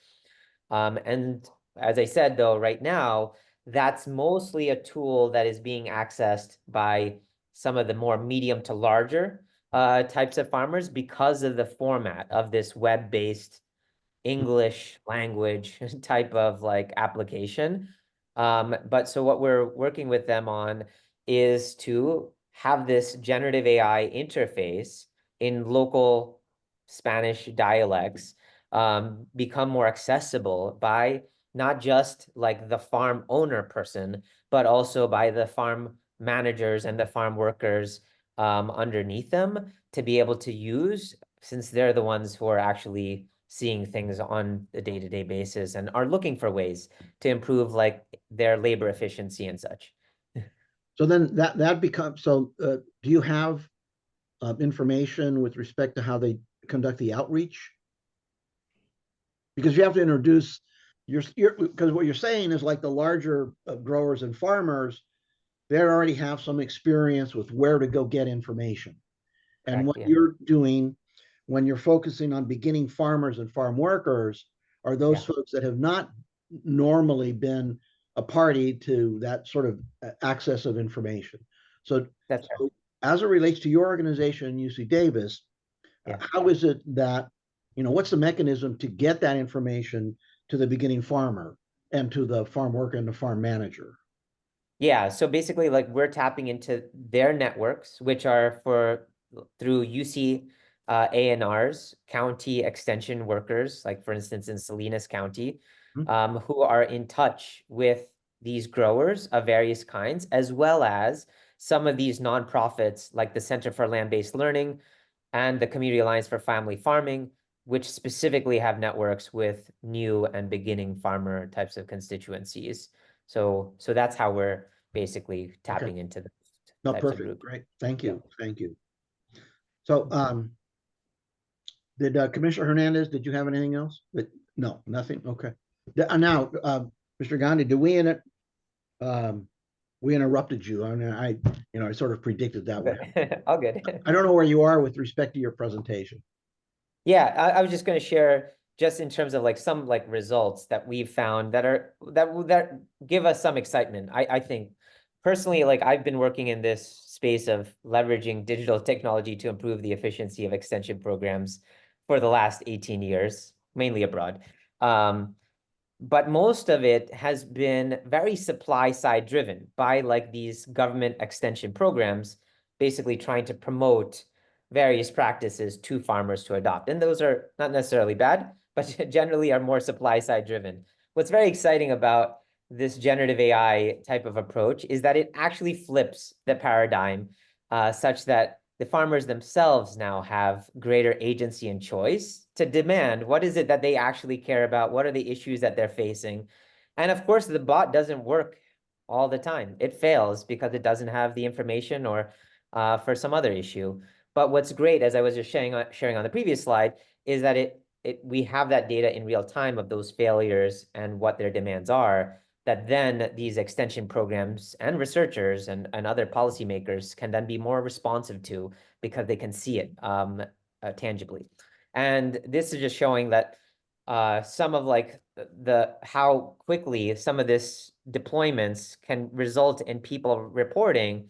This is self-reported data from like the farmers themselves saying after they started to use these bots about like improvements to their quality of life and saving time and confidence. And obviously, like, in California, we have a county extension system through UCANR that is obviously very with lots of great expertise, but they are obviously busy with like a lot of work and have a limited type of staff. And so this is a tool, especially for those marginalized constituencies, to be able to use, again, like on demand. And then when required, they still can go and be via the bot. We refer also these farmers to the proximate extension agent or service provider that can support them, since obviously, ultimately, agriculture is a very physical profession and commodity, and often does require people to just show up to help on the ground. But you can do the first level of triage via the bot. I see a question coming in. Yeah, please, Commissioner Garcetti. Thank you, Mr. Gandhi. You seem to mention the extension agents quite frequently. So I take it they are an important element of your work. You mentioned AI agents once. Are they one and the same, first of all? Are you talking about the same? No. So when I was referring to extension agents, I meant the people who are like the agronomists or the county extension agents that we have in California, like in Yolo County or Salinas. Those are the people. When I said the AI agents, I meant the technology. And so we actually do have the AI agent both being used by the extension agents and the agronomists, as well as directly by the farmers. And as I said, also like this connection between the two, such that for the farmers who use the AI agent, they can be referred to the human extension agent or service provider when they actually need physical support. So these 12,000 extension agents you're talking about, they come from varying backgrounds. I take it they have a full-time job elsewhere. They're not getting paid as by your company or by someone else to be an extension agent, or are they? So yeah, so we're a not-for-profit, and those 12,000 extension agents are of the government service. So they're not of like the private sector kind. They are of the Yolo County extension agent kind. Yeah. How reliable are they? So they're quite reliable. They're quite diverse in the types of backgrounds that they are. Some of them, like in some of the countries that we work with in like India, for instance, extension agents are actually just peer farmers that do receive some compensation from the government to provide training to fellow farmers, right? In other cases, like in Ethiopia, extension agents are full-time and are paid by the government, just like how it is in the UCA in our system. Okay, so that in California, these are primarily academics, or do you also have farmers who are extension agents? Yeah, primarily in the California case, they're mostly just academic expert people. So that's where we find like a lot of, and there's not so many of them, right? There are some at the county level, obviously, but especially for the small farmer segment, there might be just like one small farmer advisor in a particular county. And so that's where there's value of thinking that like that person's still great, but like a value for having an AI agent to triage as much as possible for like the group of smallholder farmers that might exist in the county that can then be serviced and then be still supported by the small farm advisor when required. Are there any efforts to focusing on California to go to the ethnic community farmers? Throughout the San Joaquin Valley, I'm sure you're aware, there are smaller farms, but there are ethnic groups, ethnic families who are there. And I don't know how productive they are, how much help they need, but is there any effort that you know of on your part, your organization's part, to reach out to them? No Definitely, comment. that's like, oh, sorry. Yeah, like there's definitely interest. We have not done it, but yeah, to work with the Hmong and Mian type of communities, as well as some of these, Hispanic and even like Punjabi communities that exist in some of these areas that aren't. There are advisors, right? There are in fact like Hmong advisors as part of UFC ANR that exists, right, in like Fresno County. But again, as I just said, there's like a person and there's a larger community. And as you said, they're very mixed, that community of like some people are just doing it on some, side super marginalized garden-y kind of plot, but they're trying to make it a business or, something like that can actually be a source of livelihood for themselves. So their ability to support all of them is limited. And that again is where, yeah, we are keen to see how we can see how these tools can serve these types of communities more inclusively. Right. I just wanted to thank you again for making the time to come forward. We're all learning at different levels about this issue, and so it's been very informative. Thank you very much. Yeah, I appreciate your questions. Thank you. Yeah, if I'd invite you to visit the work in the field.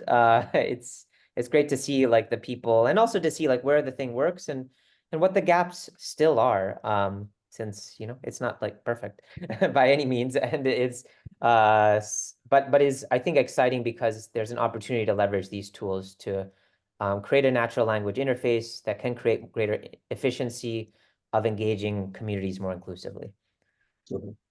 Thank you. Thank you. So, Mr. Gandhi, had you completed your presentation? Looks like you've got. I think I might just have one last slide. This was just to say, like, what are the kind of the top issues that people ask about, which is, as you might expect, around like pest disease, weather, market information. And this is from like about the 200,000 type of question answers that have happened so far of this bot across the geographies that we work with. So this is not specific to about California, but just to share that the types of things that people are inquisitive about are about agronomic specific information, about spacing type of information and what to do when. And then when they're in season, about guidance of what should I do if a certain thing happens, or they might be seeing a particular issue and they're looking for a diagnostic type of advice. And in other cases, they're looking a little bit more into the future about what to grow or how to grow it type of information. But again, as I said, we're really excited just because it gives, like, again, researchers, policymakers, ourselves so much insight about what the real demand is across this very mixed kind of constituency in a way that isn't like so generically or top down, or even what extension often is, which is by its very nature, extension, like taking research to the people, which is important to try to do, because like research does come up with important innovations. But often these farmers, including the marginalized types of farmers that we talk about, are often innovators in their own right, and often like to be able to share it with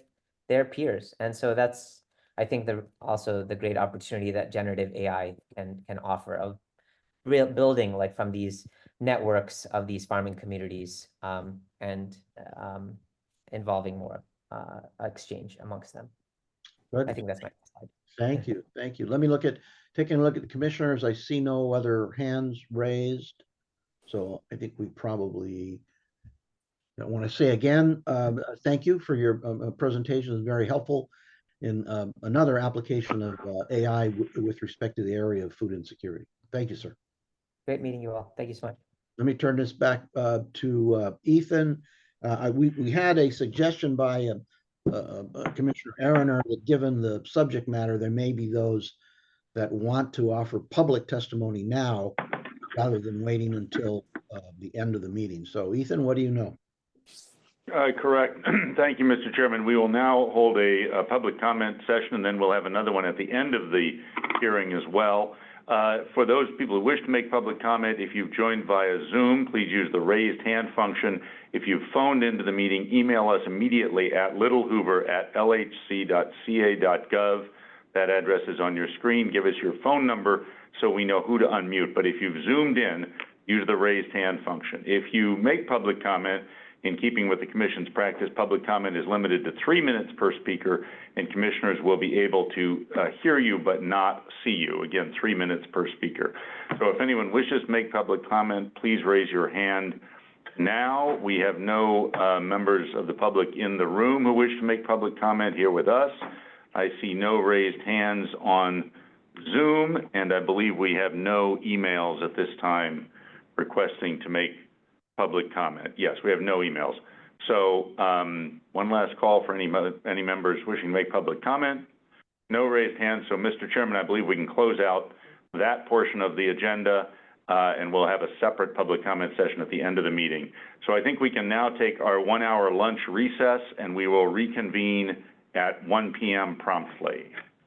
Got it. And Mr. Chairman, we will, while we were on the lunch recess, commissioners will be, and members of the public will be muted. The video will be turned off, and the meeting will just be in recess.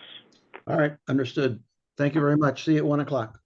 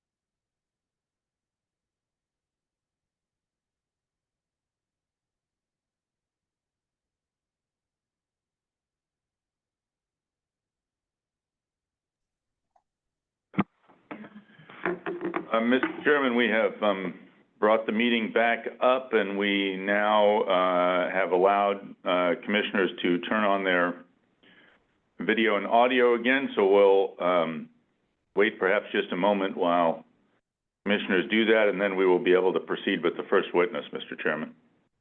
I got it. Thank you. So welcome to the second part of our Thursday, June 27th, 2024 meeting on artificial intelligence and food insecurity. And I think we can probably start, Ethan. I think so. So that means that's Daniel. Thank you indeed, Mr. Chairman. Our next witness is Dr. Hilary Seligman, who serves as professor in the departments of medicine and of epidemiology and biostatistics at the University of California, San Francisco. Dr. Seligman is an expert in food insecurity and its health implications across the life course, with an emphasis on the impact of federal nutrition programs, produce prescription programs, and other food as medicine interventions, and the Charitable Food Network. She also directs the CDC's Nutrition and Obesity Policy Research and Evaluation Network. Dr. Seligman founded Eat SF, a healthy foods voucher program for low-income residents of San Francisco. Eat SF is now known as Vouchers for Veggies. Dr. Seligman, you may begin your testimony. All right, well, thank you all for the opportunity to present today, and I do have some slides that are coming right up. I've prepared about 7 minutes of comments, just so you know what to expect. Next slide. Okay, I want to root us to start in the observation that you may have made during the onset of the COVID-19 pandemic, which is that news outlets across the US were carrying stories of rises in food insecurity rates, lines that went on for miles outside food pantries to pick up food. And the narrative was that food insecurity rates had skyrocketed. And if you actually look at what happened during 2020 and 2021, the official numbers from the USDA, what you'll notice is that food insecurity rates actually fell, and they fell quite substantially. They rose in 2022 with the expiration of the pandemic era policies that are put into place. And I'm starting here today because I think it's really important that we recognize that policies that we know how to implement and know how to use are effective. And so next slide, what I really, in thinking about this today, have tried to focus on is what are the state policies that we know already reduce food insecurity, and then how can AI help facilitate access or utilization of those programs or related programming. The policies that are proven to reduce food insecurity are improved access to federal nutrition programs among people who are eligible. So that includes SNAP or CalFresh, and includes WIC, and it includes access to school meals. I'm going to put a check mark next to that one because California has been a real leader there. We pretty much did that. State tax policies also can drive food insecurity rates down, and they do. This is probably a lot of why pandemic era policy works. Pandemic era policies worked, but I'm including their EITC at the state level as well, and child tax credits, and then other financial support such as enrollment in Medi-Cal and permanent housing subsidies. These are just some of the most evidence-informed examples of state policies that drive down food insecurity rates. Next slide. So I'm just going to give you a couple of ideas that come to mind for me first in terms of possibilities for leveraging AI to facilitate access or utilization. And the first has to do with co-enrollment in CalFresh and Medi-Cal. We know that CalFresh enrollment rates are very low compared to SNAP enrollment rates in other states, and they hover around 70% in California. We also know that people enrolled in Medi-Cal are a really high-risk population for food insecurity. They're low income, they have chronic diseases that are associated with food insecurity, as well as many pregnant people who also are at very high risk of food insecurity, and for whom the health impacts of food insecurity are quite high. But there is very limited crosstalk across enrollment platforms for various social services. And this is especially a problem between these two programs, CalFresh and Medi-Cal, because almost all Medi-Cal patients are eligible for CalFresh. And so one opportunity may be related to Medi-Cal enrollees being automatically referred to or checked for CalFresh enrollment. Next slide. The second idea I want to put in front of you is that there's been a lot of attention over the last decade on addressing food insecurity in the clinical setting, in the healthcare setting. And the theory of change for this generally starts by identifying food insecurity by a clinical screening tool, 1 or 2 questions that you're asked at your healthcare provider's office when you go to the front desk. And the idea is that if you screen positive for food insecurity, you will be referred to a food as medicine program. If you enroll, you'll get improved diet quality, food security, and satisfaction, and that will improve health and utilization outcomes. And there's very good data at every step along this pathway in general. But it's been really challenging for health systems to implement these clinical screening programs. And there may be opportunities to use AI instead to predict who in a clinical population is likely to be food insecure. And we also might use AI to help us predict who is likely to be eligible but not enrolled in some of our federal nutrition programs. This is limited by concerns that these programs may not be desirable for patients who may not want to be identified as high risk of food insecurity, or may not be ethical. And so, of course, that would need to be balanced with the potential positive impact of such programs. Hello, Doctor. I have Yeah. a commissioner who'd like to ask you a question. Commissioner Byers. Thank you. David, you're on mute. Yeah, thank you for your testimony. I want to stay in the sort of world of UCSF and talk about the ACEs program. Maybe you could explain Adverse Childhood Experience program and how that started at UCSF and then got expanded by the former Surgeon General under Governor Newsom, who was a UCSF person to begin with, and how children who go to visit a pediatrician get asked questions about that. So it's a screening tool for purposes of delivering healthcare.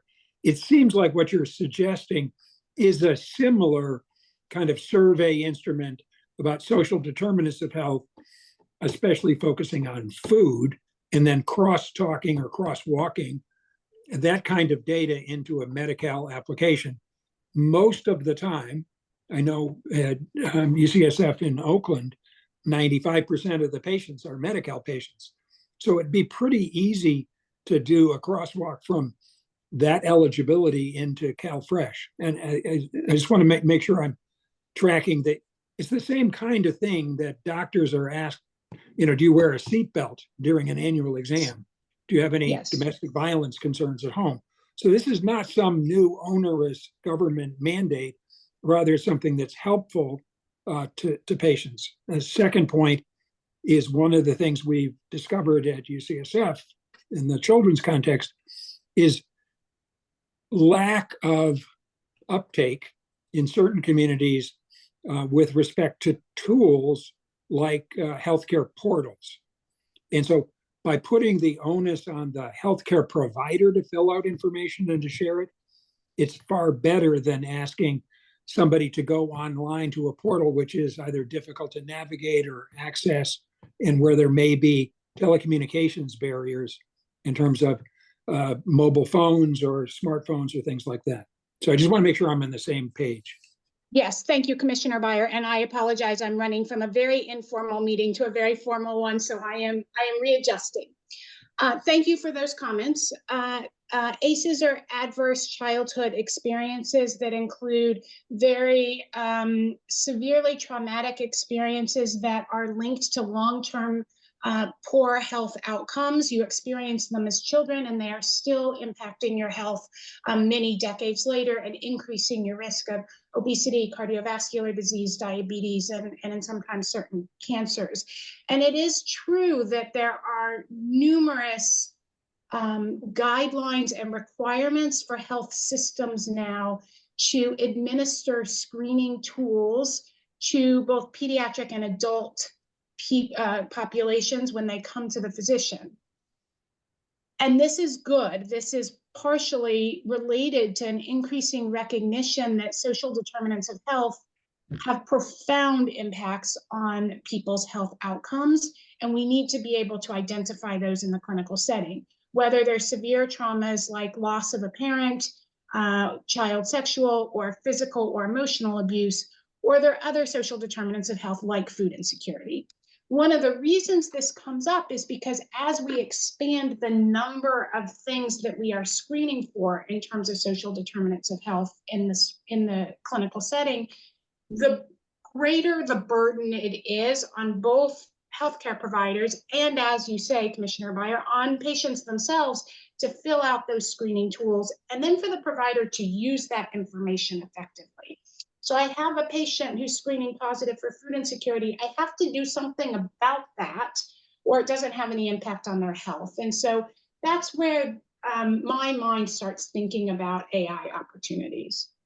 And then in terms of the digital divide and the reduced access to patient portals in underserved and at-risk communities, I think this is a really important point and really speaks to the need for all of this programming to start with the needs of patients and start with the goal of reaching the most vulnerable and difficult to reach patients, or we won't be able to reach them. Thank you.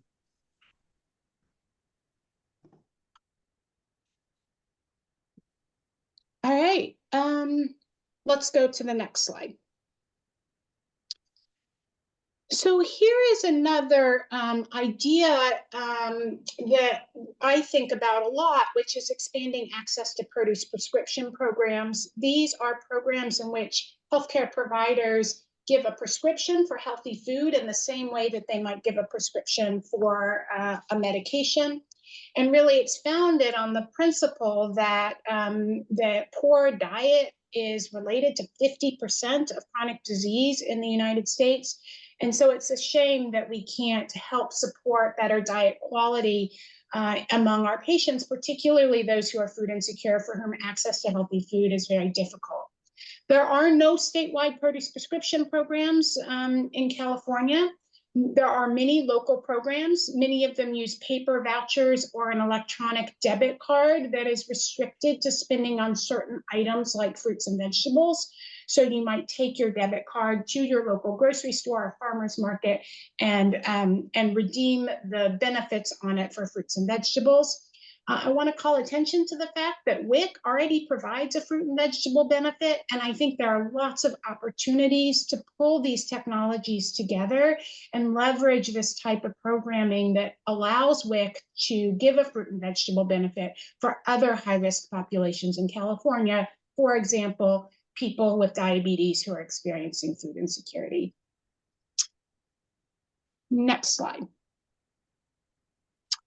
Another opportunity that I have two more ideas, and then I'll just open it for discussion. Another opportunity is that we know that appropriate food insecurity programming is dynamic.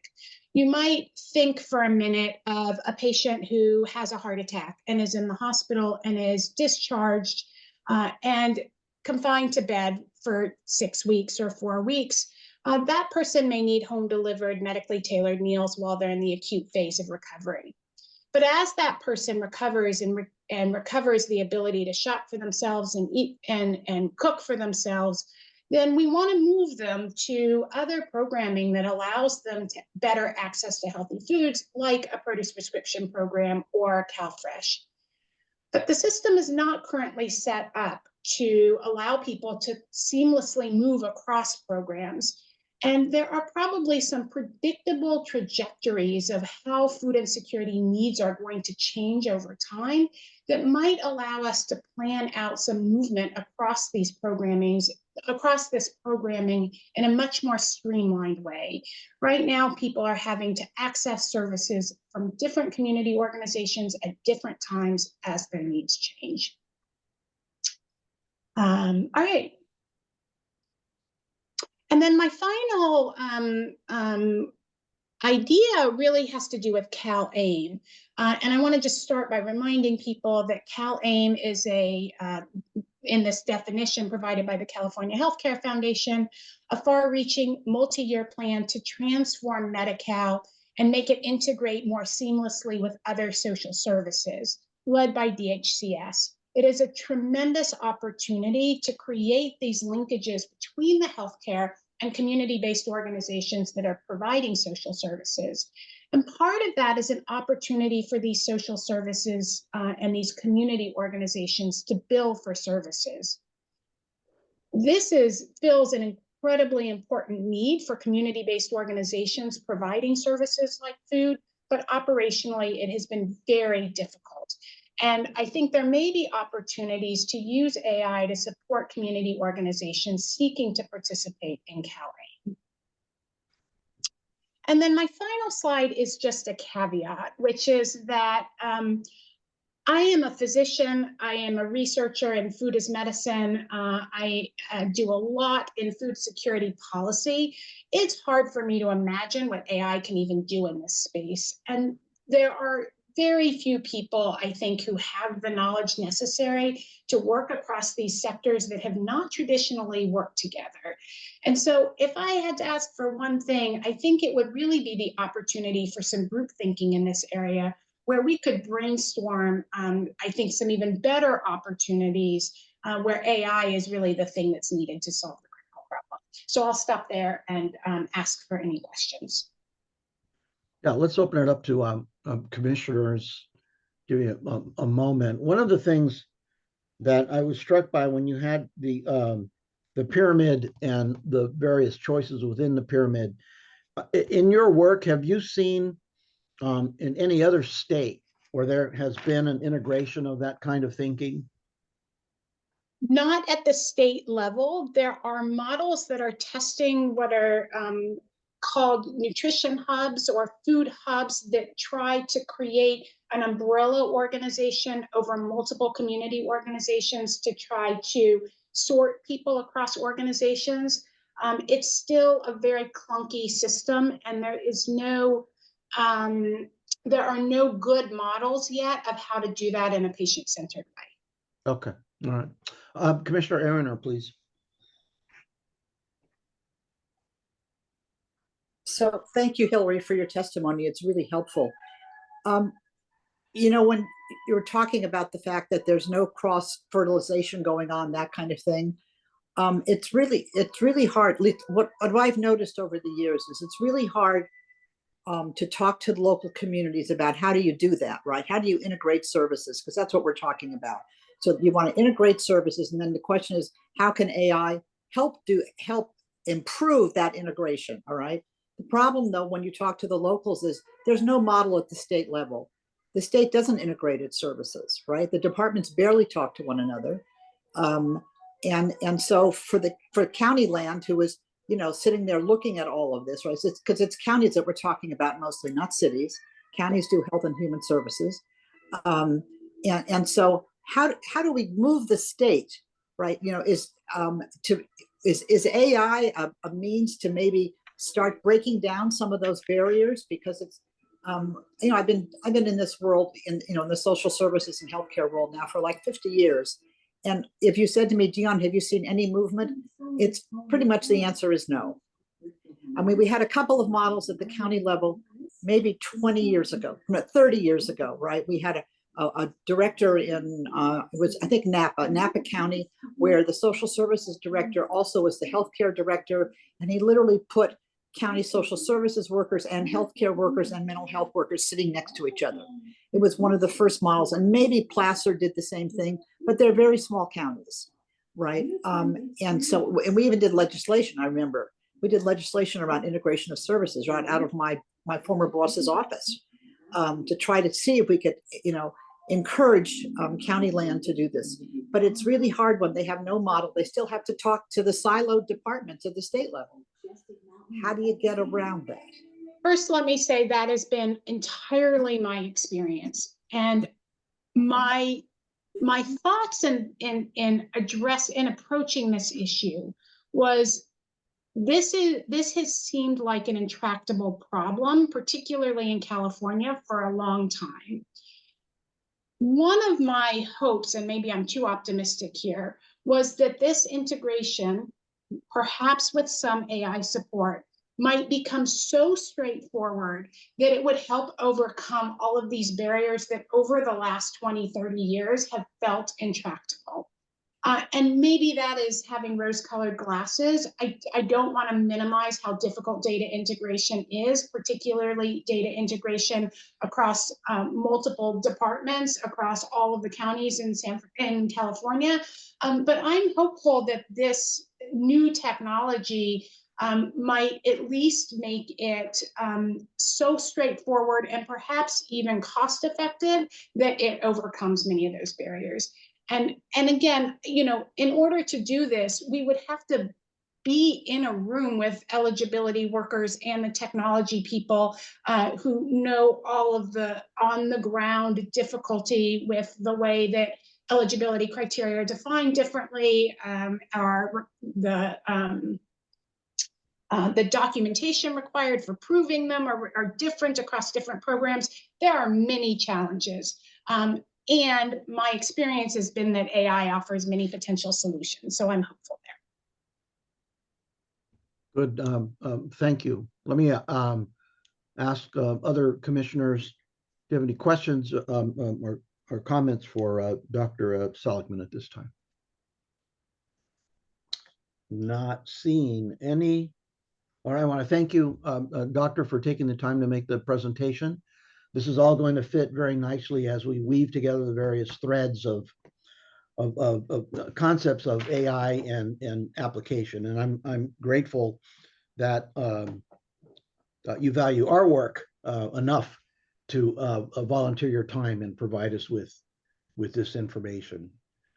So, all right. Thank you. Thank you. Let's turn it back to Daniel. All right, thank you, Mr. Chairman. Let me get my microphone here. Our next witness is Adam Dondro.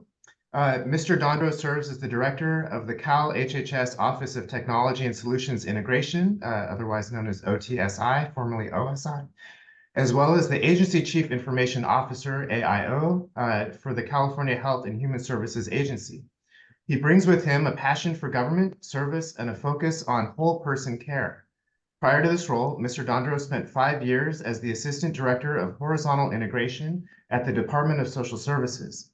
In both positions, he has focused on integrating all health and human service programs to provide the best overall experience and outcomes for the public. His extensive experience includes multiple roles across California government, including 5 years in the state legislature and 3 years with the California Technology Agency. Mr. Dondro, you may begin your testimony. Thank you. Very much appreciate the opportunity to be here. And perhaps I'll start by saying, while the bio-read sounds like it was tailored for this particular topic, I will say that's one I've been using for several years as under this administration and the leadership of Dr. Galley as secretary. That's exactly what we've been focusing on. So I will say that over those 5 years, we've been really working to transform through initiatives, ways in which the state can disrupt the persistent inequities that perpetuate cycles of poverty for many Californians. We do believe that if leveraged properly, and importantly, as most folks have referenced, with robust engagement with our partners, labor, counties in particular, that AI and Gen AI can accelerate those reforms and expand access in historically marginalized communities. These technologies, we believe, can very much augment the workers across our many partners who are providing these services directly to the public, rather than replace those individuals. We do also recognize that there's really two sides to this AI coin.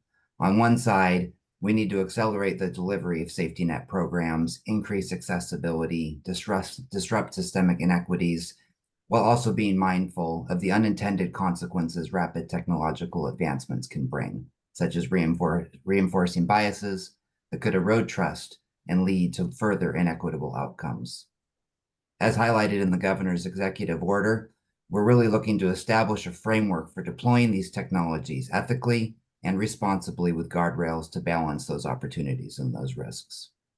In particular, in our field in health and human services, we view our role as having two roles at CalHHS.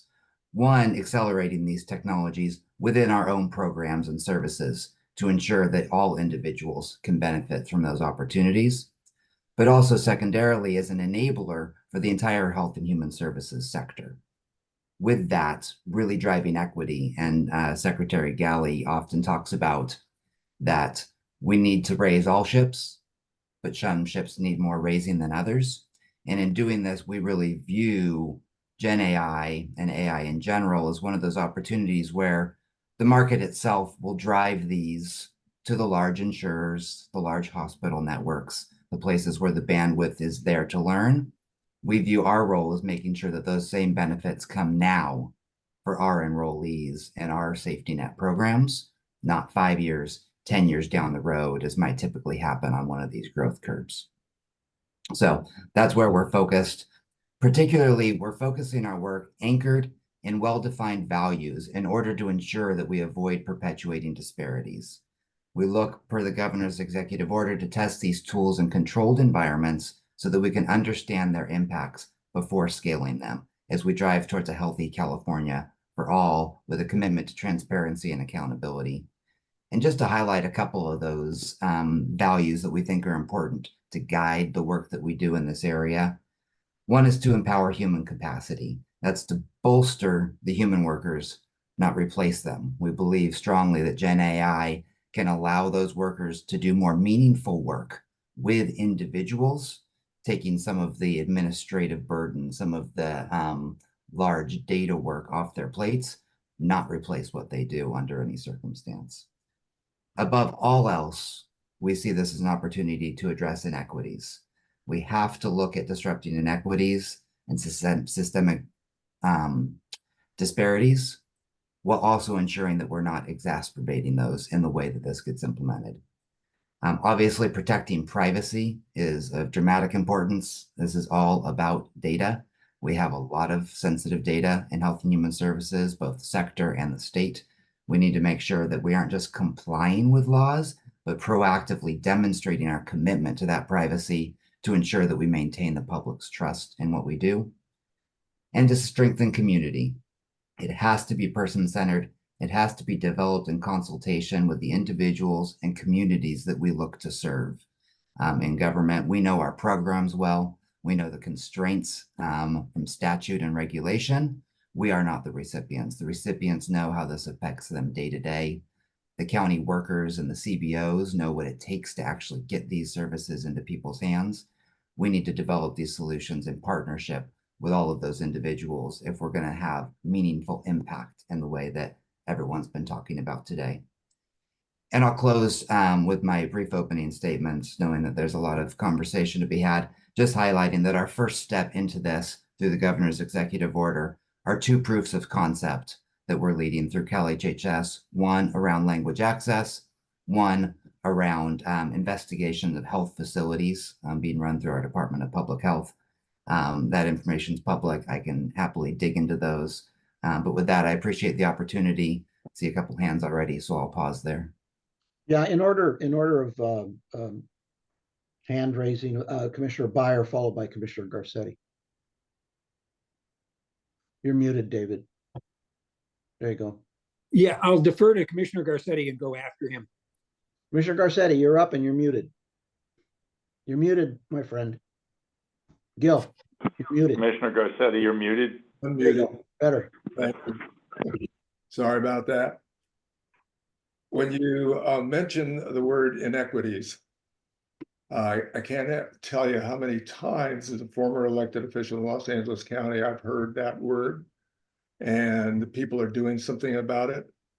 But what do you propose that either you are doing or you should be doing that is different than no one has done in the past that may lead to something beneficial to those that we're focused on?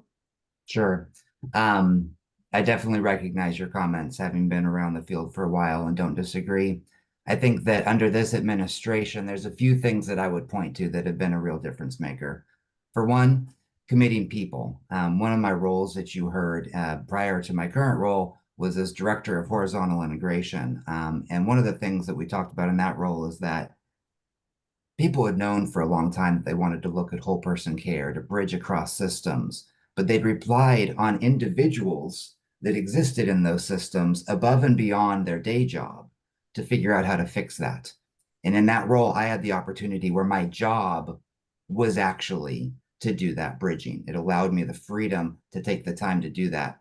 Similarly, we've been building in positions. We have an agency equity officer at CalHHS whose full-time job is looking at these things. Within each department, we have someone who's a full-time equity officer to look at these things. Hiring someone does not solve the problem, but to start to dedicating individuals whose whole job is to use their brain power and expertise to look for those things. So I think that's one piece that's moving the needle. The second, I think you saw during the pandemic, in that we have a lot of work to do on our data across the health and human services sector, but we focused on creating metrics, albeit with imperfect data, but the best that we could do at the time, to say, we need to measure equity impacts. We need to watch how different populations are being impacted by the things we're doing so that we can track those things and respond to it based on the data. And so one of those things those equity officers are focused on are creating metrics within our different programs where we can actually see those inequities in order to be able to respond to them, not just anecdotally, but within our actual program outcomes. A lot of work still to do there, but we think that that helps us move the needle instead of just being a narrative, actually driving those things. If we wanted to follow up on this, let's say a year from now, to what you're saying, would we find anything in writing or a report of any kind that you or the people that work with you would help us say, okay, now here's specific things that they have actually accomplished? Would we find that? Yeah, I am unfortunately blanking on the name right now, but our agency chief equity officer is working on putting together a report on some metrics, and I'm blanking on the name, but I can certainly follow up with it. But it is part of his role in finding ways that we can track those things and putting information out. Thank you very much. Yeah, absolutely. I appreciate the question. Commissioner Byer. Well, thank you. Thank you for your work and your service to the state. I want to take a little higher altitude than the 2 6-month, hundreds of thousands of dollars studies, one on language access to websites, which is fine, but seems like small beer, and the other on compliance with inspection requirements. In the scheme of the healthcare system of California, funded by the state, that's 1/100th of 1/1,000,000th of a % of the money you're spending. So I think it's small. I think it's great that you do pilot programs and trials, but I want to go to where we're going with the program. And we had a hearing in May, and we heard from the Secretary of Government Operations, and the 2 big areas we focused on during that hearing. One was on procurement, and the second one was on state employee training on artificial intelligence. And I know that reports are due next month on both topics.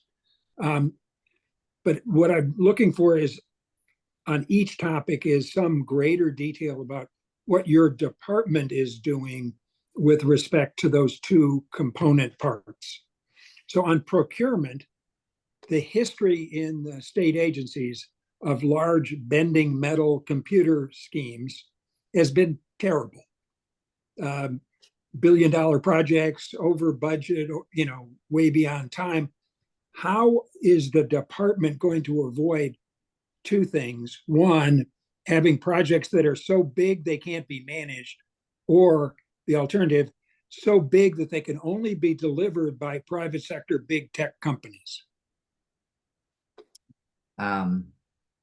It's a good and difficult question to answer.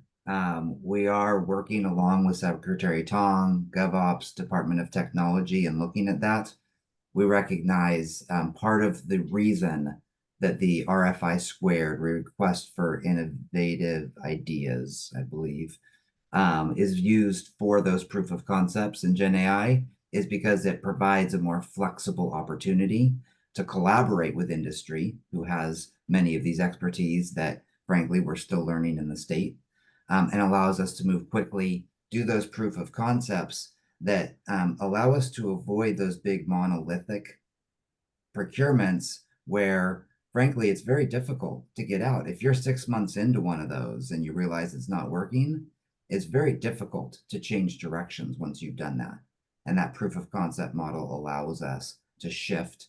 It also allows us in that model to look at other people who submitted bids immediately without having to go to a new procurement. And so there was a deliberateness in using that for this opportunity, not just to quickly move those pieces under the governor's executive order, but a potential opportunity to use as a roadmap for those things. Another piece to that is that it's not just about the procurement, it's about our program structure, as has been discussed. And that part of the reason we've had those large monolithic efforts is that we try to fit within the funding streams that largely come from the federal government and build a system that's within the confines of that, which means that we don't break it down and tie horizontally across. That's a little bit of a bigger problem. I guess I'm sort of segueing to the state employee education training component. I mean, I think what we saw during the pandemic, and I give high marks to the governor, so this isn't a criticism of him, but there was a high degree of dependence on outside consultants. And in this case, we have enough time to plan for implementation by state employees of a wide variety of use cases for generative AI. And what I'm wondering within your department, what specific training programs are going to be put in place? And then the subset of that is, how is that training going to match the rhetoric about diversity, equity, and inclusion? It's a great question. So, I mean, the initial training within Health and Human Services Agency that we'll be leveraging will be coming from what GovOps and CDT put out, which is expected in very short order. And what I particularly like about it is that the first set of training is not technical. It's not training the IT professionals on how to implement a Gen AI solution. It's for the general state workforce, for the individuals who we need to understand the technology and be able to look for those opportunities in where we should be using it to solve problems. Sorry to interrupt, but isn't the plan to educate senior managers first? I am not sure about that. That's what's been in the press. I mean, I'm not saying it's illogical, but it's different from trying to educate everybody in the department. If you educate the top 100 people first, maybe that makes sense. And so when are we going to expect some visibility about what that training program is going to look like? I would expect that in pretty short order. I know that they're on track with their development of that. And I don't know exactly when that'll go public, but I would expect that in short order. Thank you. Thank you. Commissioner Aaroner? Yeah, I want to follow up on Commissioner Byer's questions there, because so I'm thinking about the Department of Social Services, for example, right? Healthcare, the Department of Healthcare Services is mostly dealing with Medi-Cal, right? At this point, public health is separate from that. Mental health is kind of in the middle of it, right? Not getting a whole lot of attention. That's beside the point right now. The Department of Social Services, though, has very departmentalized, right, programs. For example, if I remember correctly, around a third of their employees do disability evaluations for the federal government, actually, right? They do for SSI, you know, and disability, that kind of thing. There's probably a third that looks at public assistance programs. And then there's a third maybe that's doing child welfare, foster care, mental health, and all of that. So that says to me that they have very distinct needs, right, within one department, right? And so how are we envisioning? I mean, it's bad enough that we silo healthcare from social services, from whatever else, right? But even within the Department of Social Services itself, there are kind of like 3 silos. And sometimes they don't even, and they don't talk to each other very well. So I'm kind of wondering if you're teaching, if you're going to start training top management, right, like at that department, right, you've got issues already built in that have to be dealt with because they have different interests and different needs. How's that all going to work? Well, I think that, first of all, I mean, we're very aware of the bureaucratic structure, right, that goes with government. And I think that under this administration, there's been a lot of work, particularly Secretary Galley, bringing the directors together in a different way than has been done in the past to focus on problem solving and connecting across their programs. Certainly, there are divides between the departments, but I think you would be surprised at the level of engagement when you look at the efforts happening under CalAIM. Social services is heavily engaged in those and supporting. References were made to ACEs and the Surgeon General's office, who helps play a role.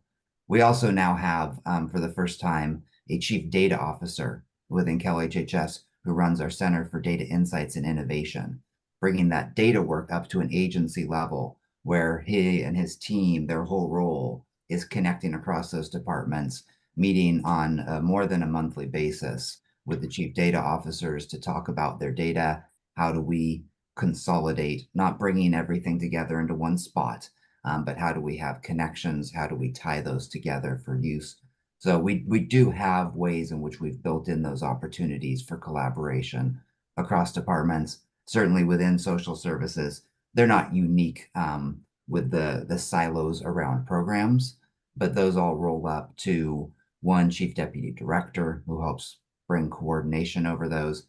And again, trying to take a more whole person user-centered approach where we're looking at the experience that the individual gets, which inherently you have to break out of your program silo to take that perspective. I get the language, I get the presentation, I guess, and I think we heard it earlier in this morning's testimony. What's happening on the street doesn't reflect any of that.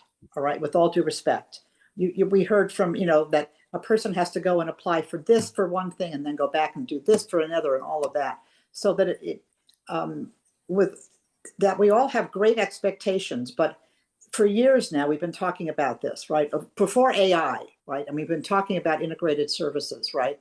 Because it's got to be, right? I mean, the data problems, right? You can all sit there and talk of, at a higher level about the data issues, right? Bad information in creates bad information out, right? And we haven't seemed to have made very much progress there, at least from my perspective. And that's what I think we're trying to figure out. Is AI going to help in that or not? Or is AI still, the problem is still the problem, which is bad information in creates bad information out, and AI can't do anything about that. I don't know if that's correct. But certainly when you listen to the field, when you listen to folks testify at the legislature, when you listen to programs on, radio and television about people's real experiences, right? I don't get even though I know we all have good meaning, we all are well-intentioned, it doesn't seem to flow down to the people who are experiencing, right, the government at this point.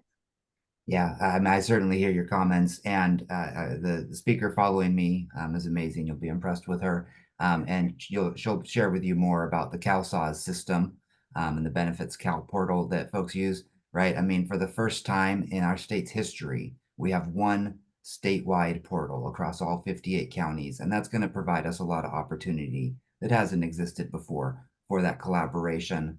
I think that within that system, we have an application. You can apply for CalFresh, CalWorks, and Medi-Cal all in one application. Now, for the consumer, that means a whole lot of information being provided at once because they don't stack. And I can say from personal experience, when I was with Department of Social Services working on horizontal integration, I attempted to break down those applications and figure out ways that we could streamline the process. And I literally could only remove 2 questions, primarily because each program's federal requirements break down differently. What your household is and who gets included is different in every program. What's considered income and assets is different in every program. And so when you get down to the brass tacks of trying to strip those things away, you end up with a statutorily incomplete application, even though you feel like you've got all of that information because of those nuances. I do think that that's somewhere that there are opportunities that AI might be able to help us. And one of the key pieces the Department of Healthcare Services is leading the way on is consent, right? We live in a world within government where we're very regulatorily blocked down. I asked for this information for this purpose. I can't use it for anything else. And we can spend years arguing, right, with the sister department about whether we agree with that. We can shut that down with just a consent process, right, where the individual has the ability to say, I would like you to use this information to make this easier for me. And I think AI might open up avenues that support that. We're not there yet. We have a lot of learning to do. We've talked about unintended consequences, right? Just with the last panelist, Dr. Seligman spoke articulately about that, how we need to be careful. Some people may not want their information, right? But again, creating those opportunities, I do think that there is some hope for us there. Okay, thank you. Thank you. Let me take a look, fellow commissioners. Excuse me. I see no other questions or comments. So, Mr. Dondro, I want to thank you very much for taking the time to join us today and give us some additional food for thought. Thank you. Appreciate the opportunity. You're welcome. Daniel. All right, thank you, Mr. Chairman. Our final witness is Julia Erdkamp, who serves as the Executive Director of the California Statewide Automated Welfare System, otherwise known as CalSAWS. With over 15 years of government experience in innovation and technology, she is a seasoned professional dedicated to improving the welfare system in California. Prior to her role as Executive Director, Ms. Erdkamp held various leadership positions in the public and private sector, where she successfully implemented transformative technological solutions to streamline processes and enhance service delivery. She is known for her strong commitment to ensuring that vulnerable populations have access to the support and resources they need. Ms. Erdkamp holds a bachelor's degree and a master's of public administration from the University of Southern California. Ms. Erdkamp, you may begin your testimony.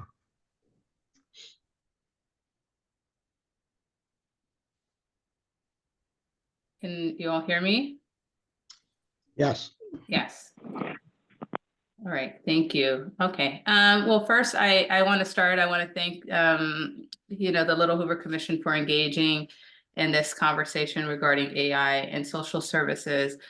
For those who aren't aware, CalSAWS is obviously the case management system in California that provides county workers with support around eligibility for CalWorks, CalFresh, Medi-Cal, foster care, refugee assistance, and county medical services program, as well as general assistance and general relief to children and families. So this is an exciting topic for us today, and I'm going to talk about where we are at CalSAWS, and I will qualify it by saying that we are still very much in the exploratory stages in terms of how and where we can integrate artificial intelligence into services. The stakeholder ecosystem of CalSAWS is vast, right? We have a collaboration model that extends beyond our counties and the state to advocacy groups. So each step that we take, it has to be intentional and it has to be well vetted. So I'm going to start off. We can skip past the next slide and I can go into the framework. So AI is not a futuristic concept, right? And you've heard that, a lot probably today. It's here and it's been making a pretty significant impact in terms of expectations around service delivery. But before we delve into the specifics of that, I want to make it clear that the use of AI at CalSAWS is not about replacing our incredible and very dedicated workers at the counties. Instead, it's about assisting them in making their jobs more efficient and really enhancing the services that we provide to our beneficiaries. So that's why one of the goals, policy goals you see here is to promote solutions that enhance the customer experience and empower the county staff. So next, let's talk about equity. So, and I heard it the tail end of the last conversation. So in a system as diverse as ours, ensuring the fairness and the equality is a significant challenge. And so AI has presented a great potential for us to help meet that challenge head on. So whether it's language access, which you alluded to, or navigating complex processes, we want to make sure we keep equality, equity, fairness as a focus as we move forward. Now, I'll get into this last point a little bit more in the next slide, but obviously protecting Californians and their privacy and data is important. It's at the core, and it's a core tenet of all that we do in the realm of AI, and AI is no exception to that. That's really a core tenet of everything that we do at CalSAWS. So all this comes together to really drive our guidelines, which is the ethical use of AI. And so we'll talk a little bit about that right now in terms of what that looks like at CalSAWS. You can go ahead into the next slide. Could I interrupt for a second, please? Absolutely. Thank you. Speaking personally, I like to see the person. And I don't know if you've done this intentionally or you just forgot to put on the video. It won't let me go. It won't let me disable the video. It's saying failed to start the video. I've been clicking at, so that's not, there it is. Okay. There it is. Oh, for some reason it's not letting me. I was on. Ms. Erdkamp. Yes. This is Ethan Rarick, the executive director. We show your video turned off at your end. We're working on it now, but I keep clicking in and it said cannot start video. Maybe I should come back in. I'm sorry about that, Gil. I would love to be on camera. It wasn't me. That wasn't intentional for me to not be on camera. Right. Do I need to come out and come back in? Sure. I'll defer to the chair and Commissioner Garcetti on that. We show that the video is off on your end, and yes, we believe that the video is okay on our end. So, okay.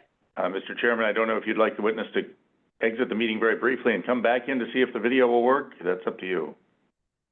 Yeah, I don't have any objection to her trying that. Okay. Okay.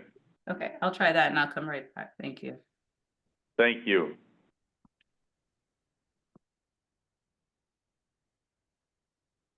That's one of the benefits of a Zoom.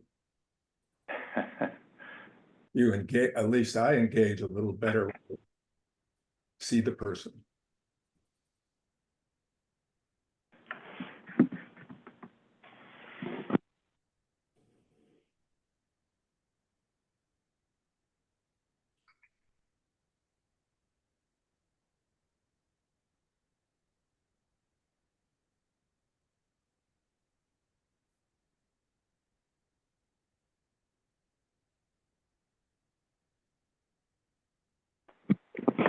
Mr. Chairman and Commissioners, I believe she is coming back in now. And again, we show that the video should work and that it is somehow disabled on her end. I don't know if, Ms. Erdkamp, if you can hear me, if you are, I'm not sure where you're located. If you're in a state office building, it's possible that there is a firewall. Secretary Galley testified and there was a firewall that blocked his video. No, that's not. And I've had several Zoom meetings today, so I don't know what the issue is. You know, my apologies. I can try to. Okay. I would say go forward. Yeah, I don't. Yeah, Mr. Chairman, I'm sorry. I don't want to. My apologies on our end as well. So. Yeah, maybe I can. Maybe if I switch. No, it's. Let's Can see. you see? There you go. There you are. Okay. There you are. Okay, there it is. Okay, so that's a different camera. I switched to a different camera. So okay. Well, let's get it back. I'm sorry for that derailment, but we will get started. We were on the slide in terms of ethical artificial intelligence. Ashley, if you can put back the slides, please. Thank you. Okay, there we go. Okay. Okay, so in terms of what that looks like, what I was referring to before is obviously the top, left is that we want to make sure that any implementation of AI at CalSAWS is fair and impartial. So we can't allow AI to become another barrier or layer of bias in social services. And so we want it to be fair, right, and impartial. And so we use that as a governing principle for our implementations. The other is it being transparent. So where we use AI, it is clear. So if even when we're piloting, there's a stamp. If we're doing it for some type of language or summarization, we make sure we stamp it so that individuals know that it's being used, and we want to disclose that to everyone. In terms of privacy, we want to make sure that our AI implementations protect the privacy of our customers and data at all times. Accountability. So there's clear roles and responsibilities in terms of who is doing what, who approves what, security, all those individual pieces. Everyone has a clear role and responsibility when we implement. Reliability. So we want to make sure it's consistent, and we want to make sure that it's creating a consistent experience on the side of our eligibility workers, the counties, but also our beneficiaries as well. Security is obviously a really important one. So the security and the safety of our personally identifiable information, or PII, is a top priority for us at CalSAWS. So with the integration of AI, we have to have layers of protection for sensitive information. And then obviously compliance. So that's kind of the obvious one. So we can talk about what we're actually using it for, and we can move on to the next slide. So kind of our governing principles: environmentally conscious. Obviously AI actually can and has a potential to kind of increase our carbon footprint through, a lot of resource use. So we're very cognizant of that. The other is that we want to assist. We're assisting, we're not replacing, public sector employees. We want to be intentional and data-driven. So at every step, we're measuring what we're doing. We're measuring the impact. We're creating business cases around each AI pilot so that we can prove it out, and that when we're scaling it, we're able to keep monitoring those key performance indicators. And then finally, like I said, we have a collaboration model that includes our advocates, state and the county. So we want to make sure we're always the labor community, SEIU, for example. So we want to always make sure that there's alignment there. We can move on to the next slide. So what are we doing now? This is just an example of something that we're doing this in. I think, like I said, again, this is a pilot, and it's when we do a pilot, rather than making it system-wide, because we have 58 counties, often what we'll do is we'll have a particular county kind of prove it out, add some rigor around it, see it, test performance, test accuracy, make sure these things are all working before we scale it to another county. So with Fresno, we have a Gen AI call summary assist that we're doing right now. The goal of this pilot was to evaluate repetitive or time-consuming tasks and enhance the efficiency of them through the use of AI. And so we've been really transparent about this, being a pilot and assisting. So what we're doing in this is, as the individual is calling in, say they want updates, they haven't received any new information around their CalFresh benefits or their Medi-Cal, a transcript is being pulled or created from that call. That transcript is then put into Gen AI, and within seconds after the call is over, there is a summarization that is automatically dropped into the call log detail page. So then the agents on the other end of that will be able to review it, see, yes, it's pretty accurate. Oh, we need to change some of these things if necessary before saving it into the system. So we're piloting this one now, for example. And so we've had great feedback from the county of Fresno, great excitement from some of the other counties.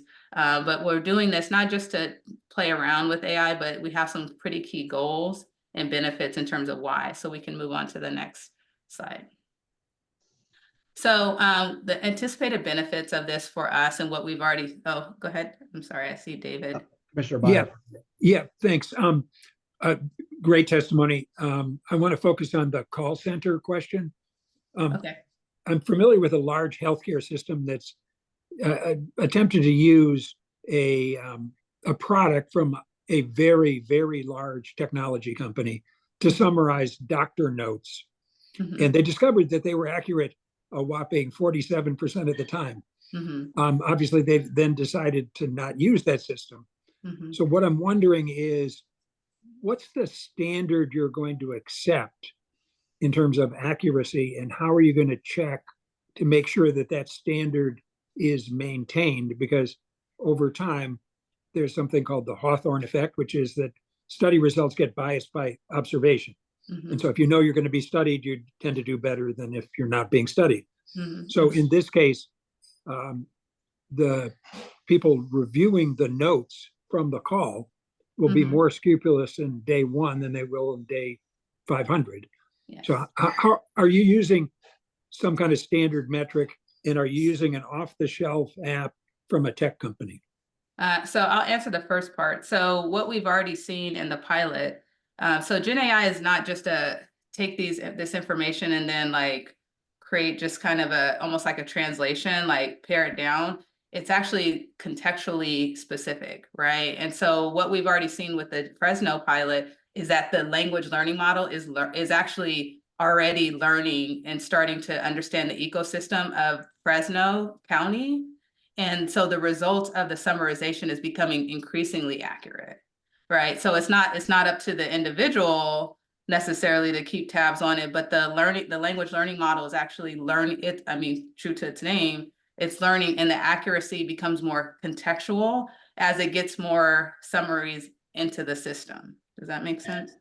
Yeah, but are you using an off-the-shelf product from a tech company? No, this was we customized this. We obviously have CalSAWS has vendors, right? But this one, because we do pilots, our pilots are very custom to the needs of our customer, which is like the county. It's not like we plugged in a solution and just threw it in. So what you saw on the screen is actually CalSAWS. That's our system. Right, but who wrote the algorithms? Oh, well, we're working with Accenture. You're working with a vendor. That's my question. Yes. Oh yeah, CalSAWS has several vendors. Yes, we have several vendors that we work with. But So you're dependent on the vendor, and I guess to the point of our hearing today, the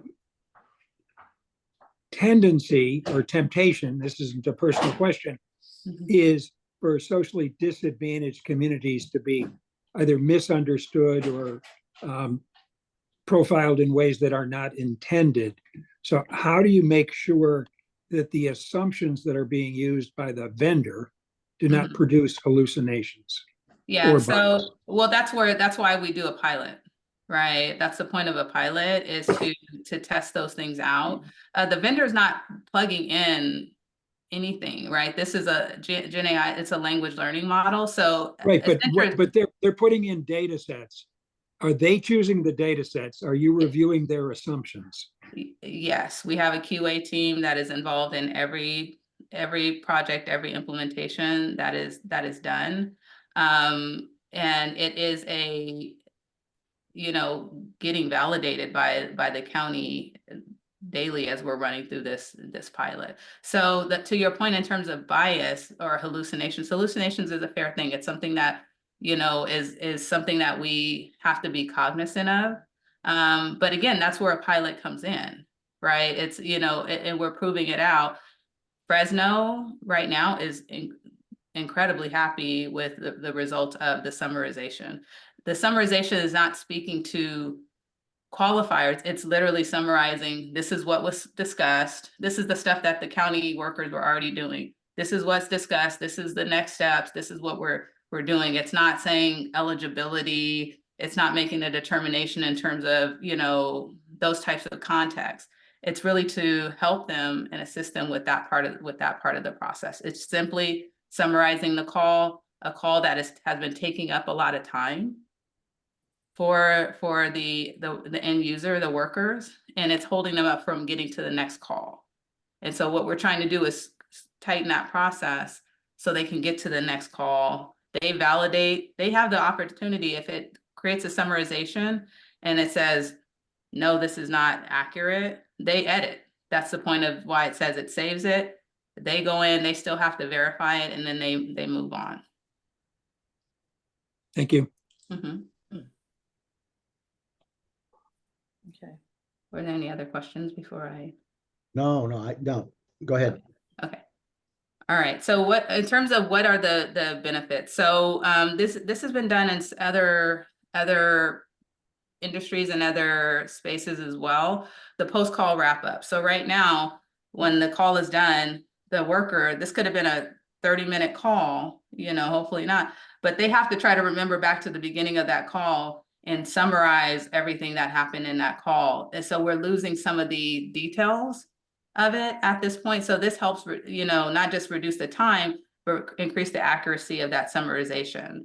In similar organizations, we've seen, you know, data that shows 15 to 45% decrease in that wrap-up time. So now they're reviewing it. Yes, that's accurate.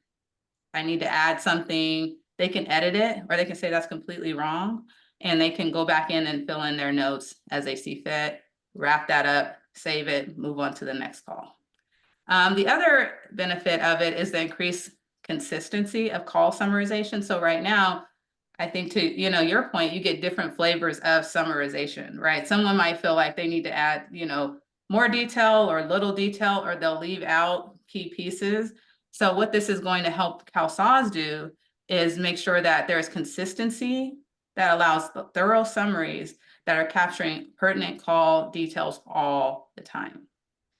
The other is obviously a better experience for the county workers, so they can spend time on higher value tasks rather than trying to remember everything that was called. So we don't want people taking notes and they're not really listening to the call, you know, the caller. We want them focused on working them through whatever issue they have so that they can wrap it up and give them the support they need. So this is helping our county workers as well. And then the last piece in terms of the benefit is the improved service to our residents. So it's enabling more active listening, like I said, so we're not wrapped up in trying to take notes and make sure those details aren't lost, so they can increase the engagement. We want more empathy in those conversations so they can just focus on really meeting that person at their point of need. And then obviously the obvious answer or obvious benefit is decreased hold times. I'll pause there and see if there's any. Yeah, let's ask commissioners, do you have any additional questions at this juncture? I do. Good. Commissioner Garcetti. Question for you. When I was district attorney, at the time, we were also in charge of family support collections. Huge, huge issue. We usually would have 100 to 150,000 criminal cases, not family support. Family support, they were in excess of 450,000 active cases.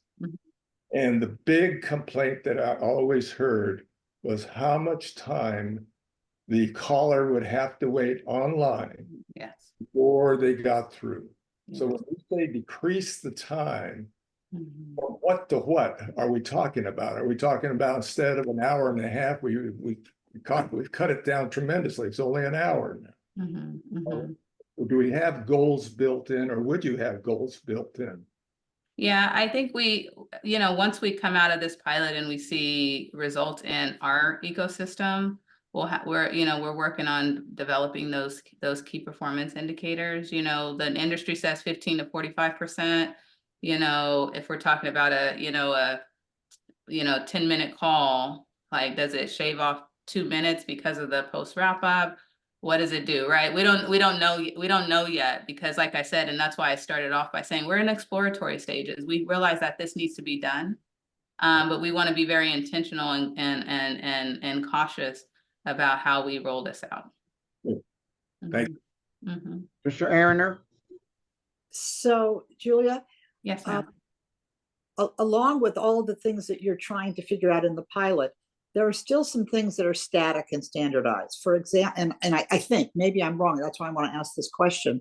For example, in order to make somebody eligible for TANF, right, putting aside CalWORKs for a moment, just TANF, just the basic cash, right, before you deal with CalWORKs, you have, I think, it's either 30 or 45 days to be able to do that, right? Is your presumption that with AI, that will be, because that's a long time for some families, right? Sometimes you have to do immediate assistance, which is a whole other process, right? All of that kind of thing. But it's a very difficult time for those families that are waiting. And certainly in the past, right? And I'm sure until a couple of years ago, most counties were taking the maximum number of days to process an application. Maybe I'm wrong, but I don't think so. And so are we presuming that with AI that we're going to be able to cut down that time frame, because that will obviously save us money in other systems, right? If we have to refer them to food banks and all those kinds of things just to get by while they're waiting for their cash to arrive, that kind of thing. Are you presuming that eventually we will be able to say it'll only take us 15 days to turn around an application? I don't know. I'm just asking.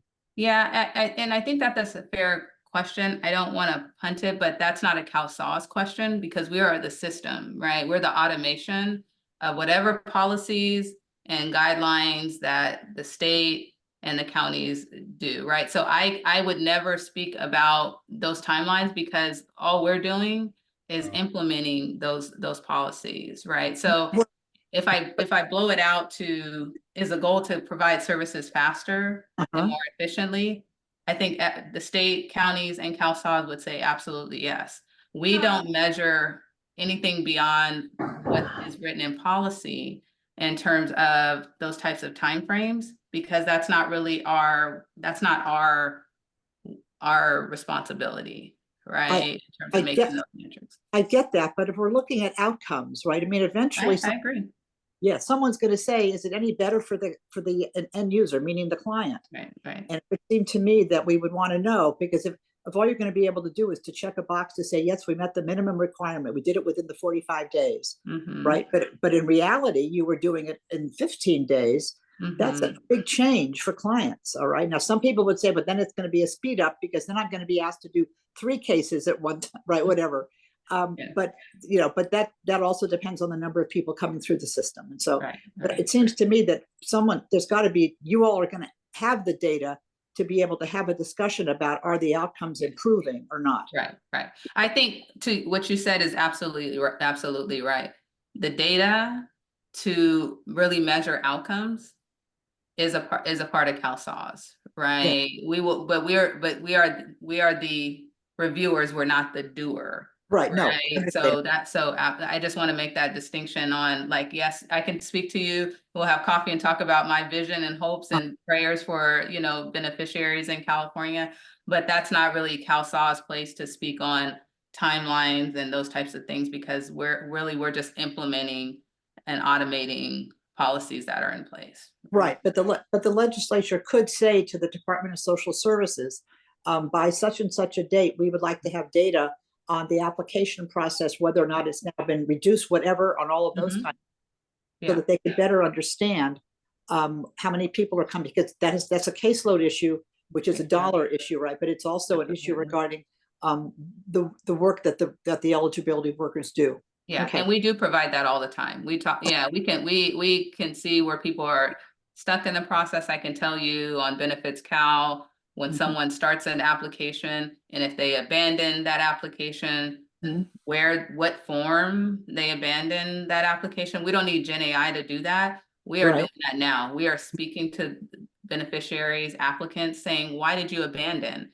So we can make that, we need to remove that barrier to entry, right? So that's not an AI. I think that's just us from a operation standpoint. We're always and constantly actively evaluating that. Yes. Thanks.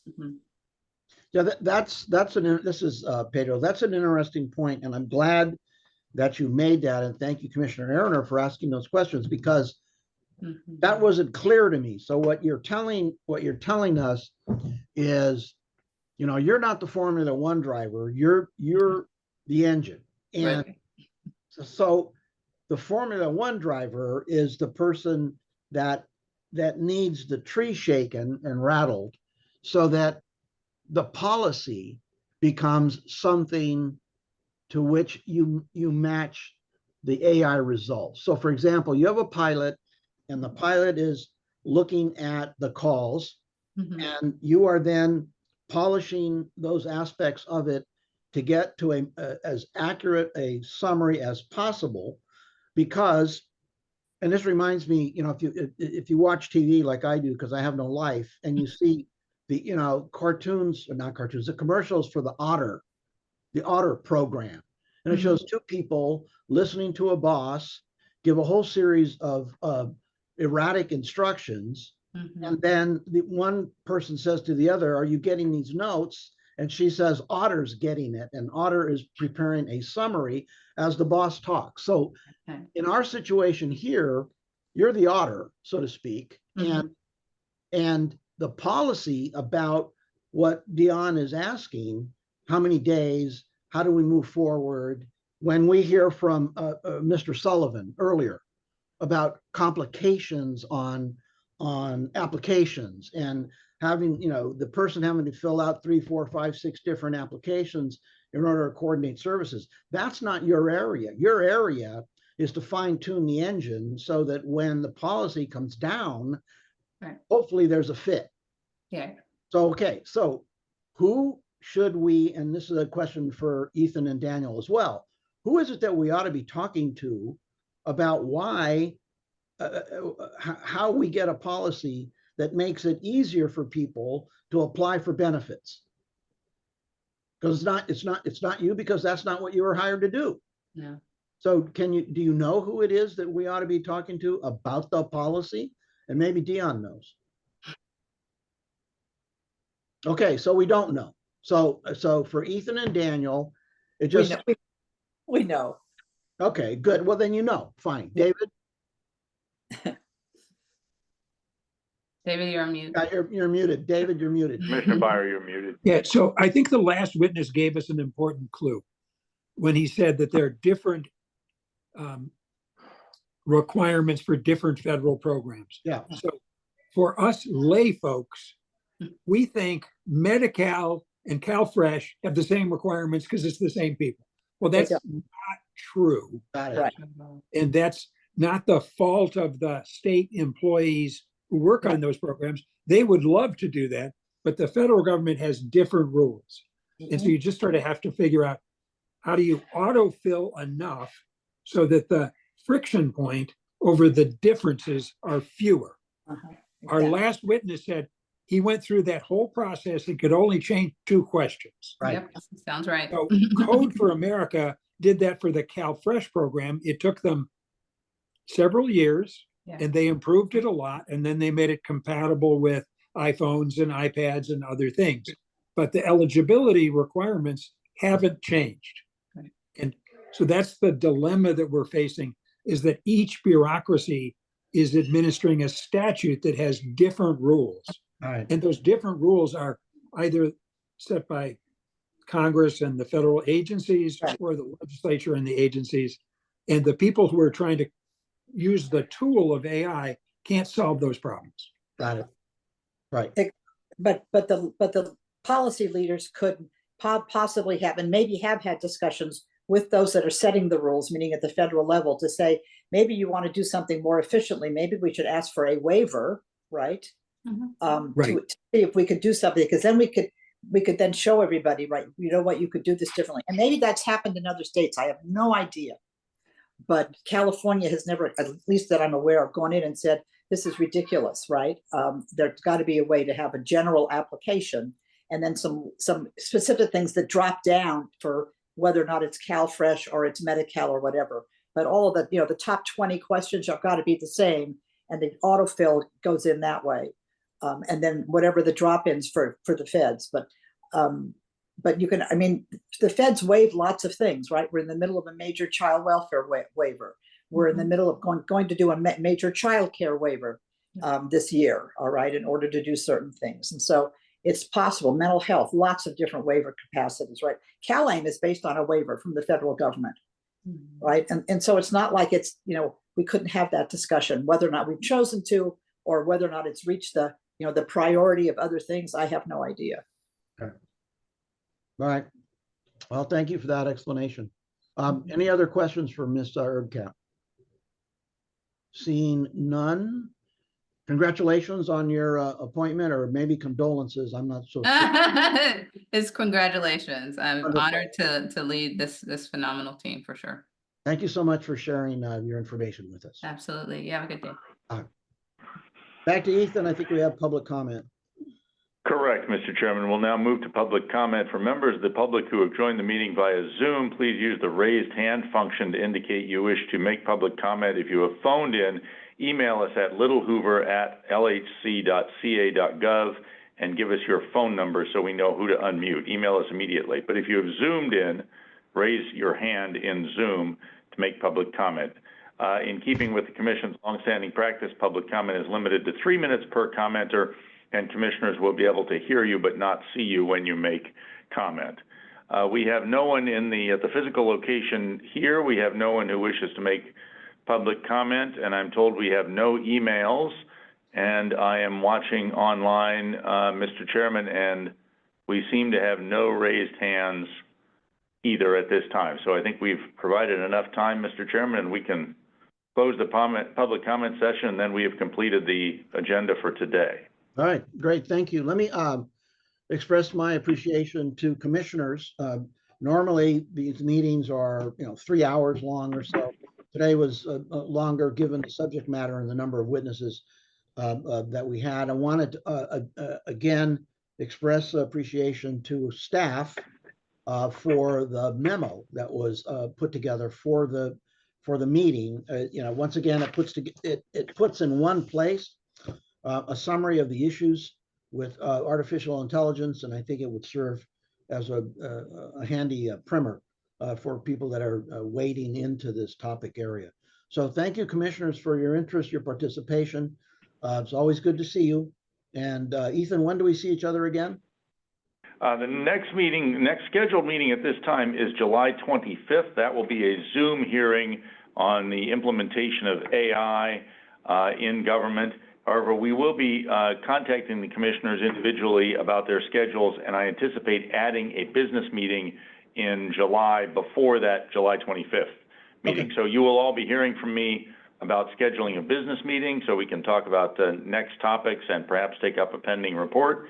And then we do have a Zoom meeting scheduled Thursday, July 25th, again on AI. All right. Thank you very much. And everybody have a wonderful 4th of July. See you soon. Thank you.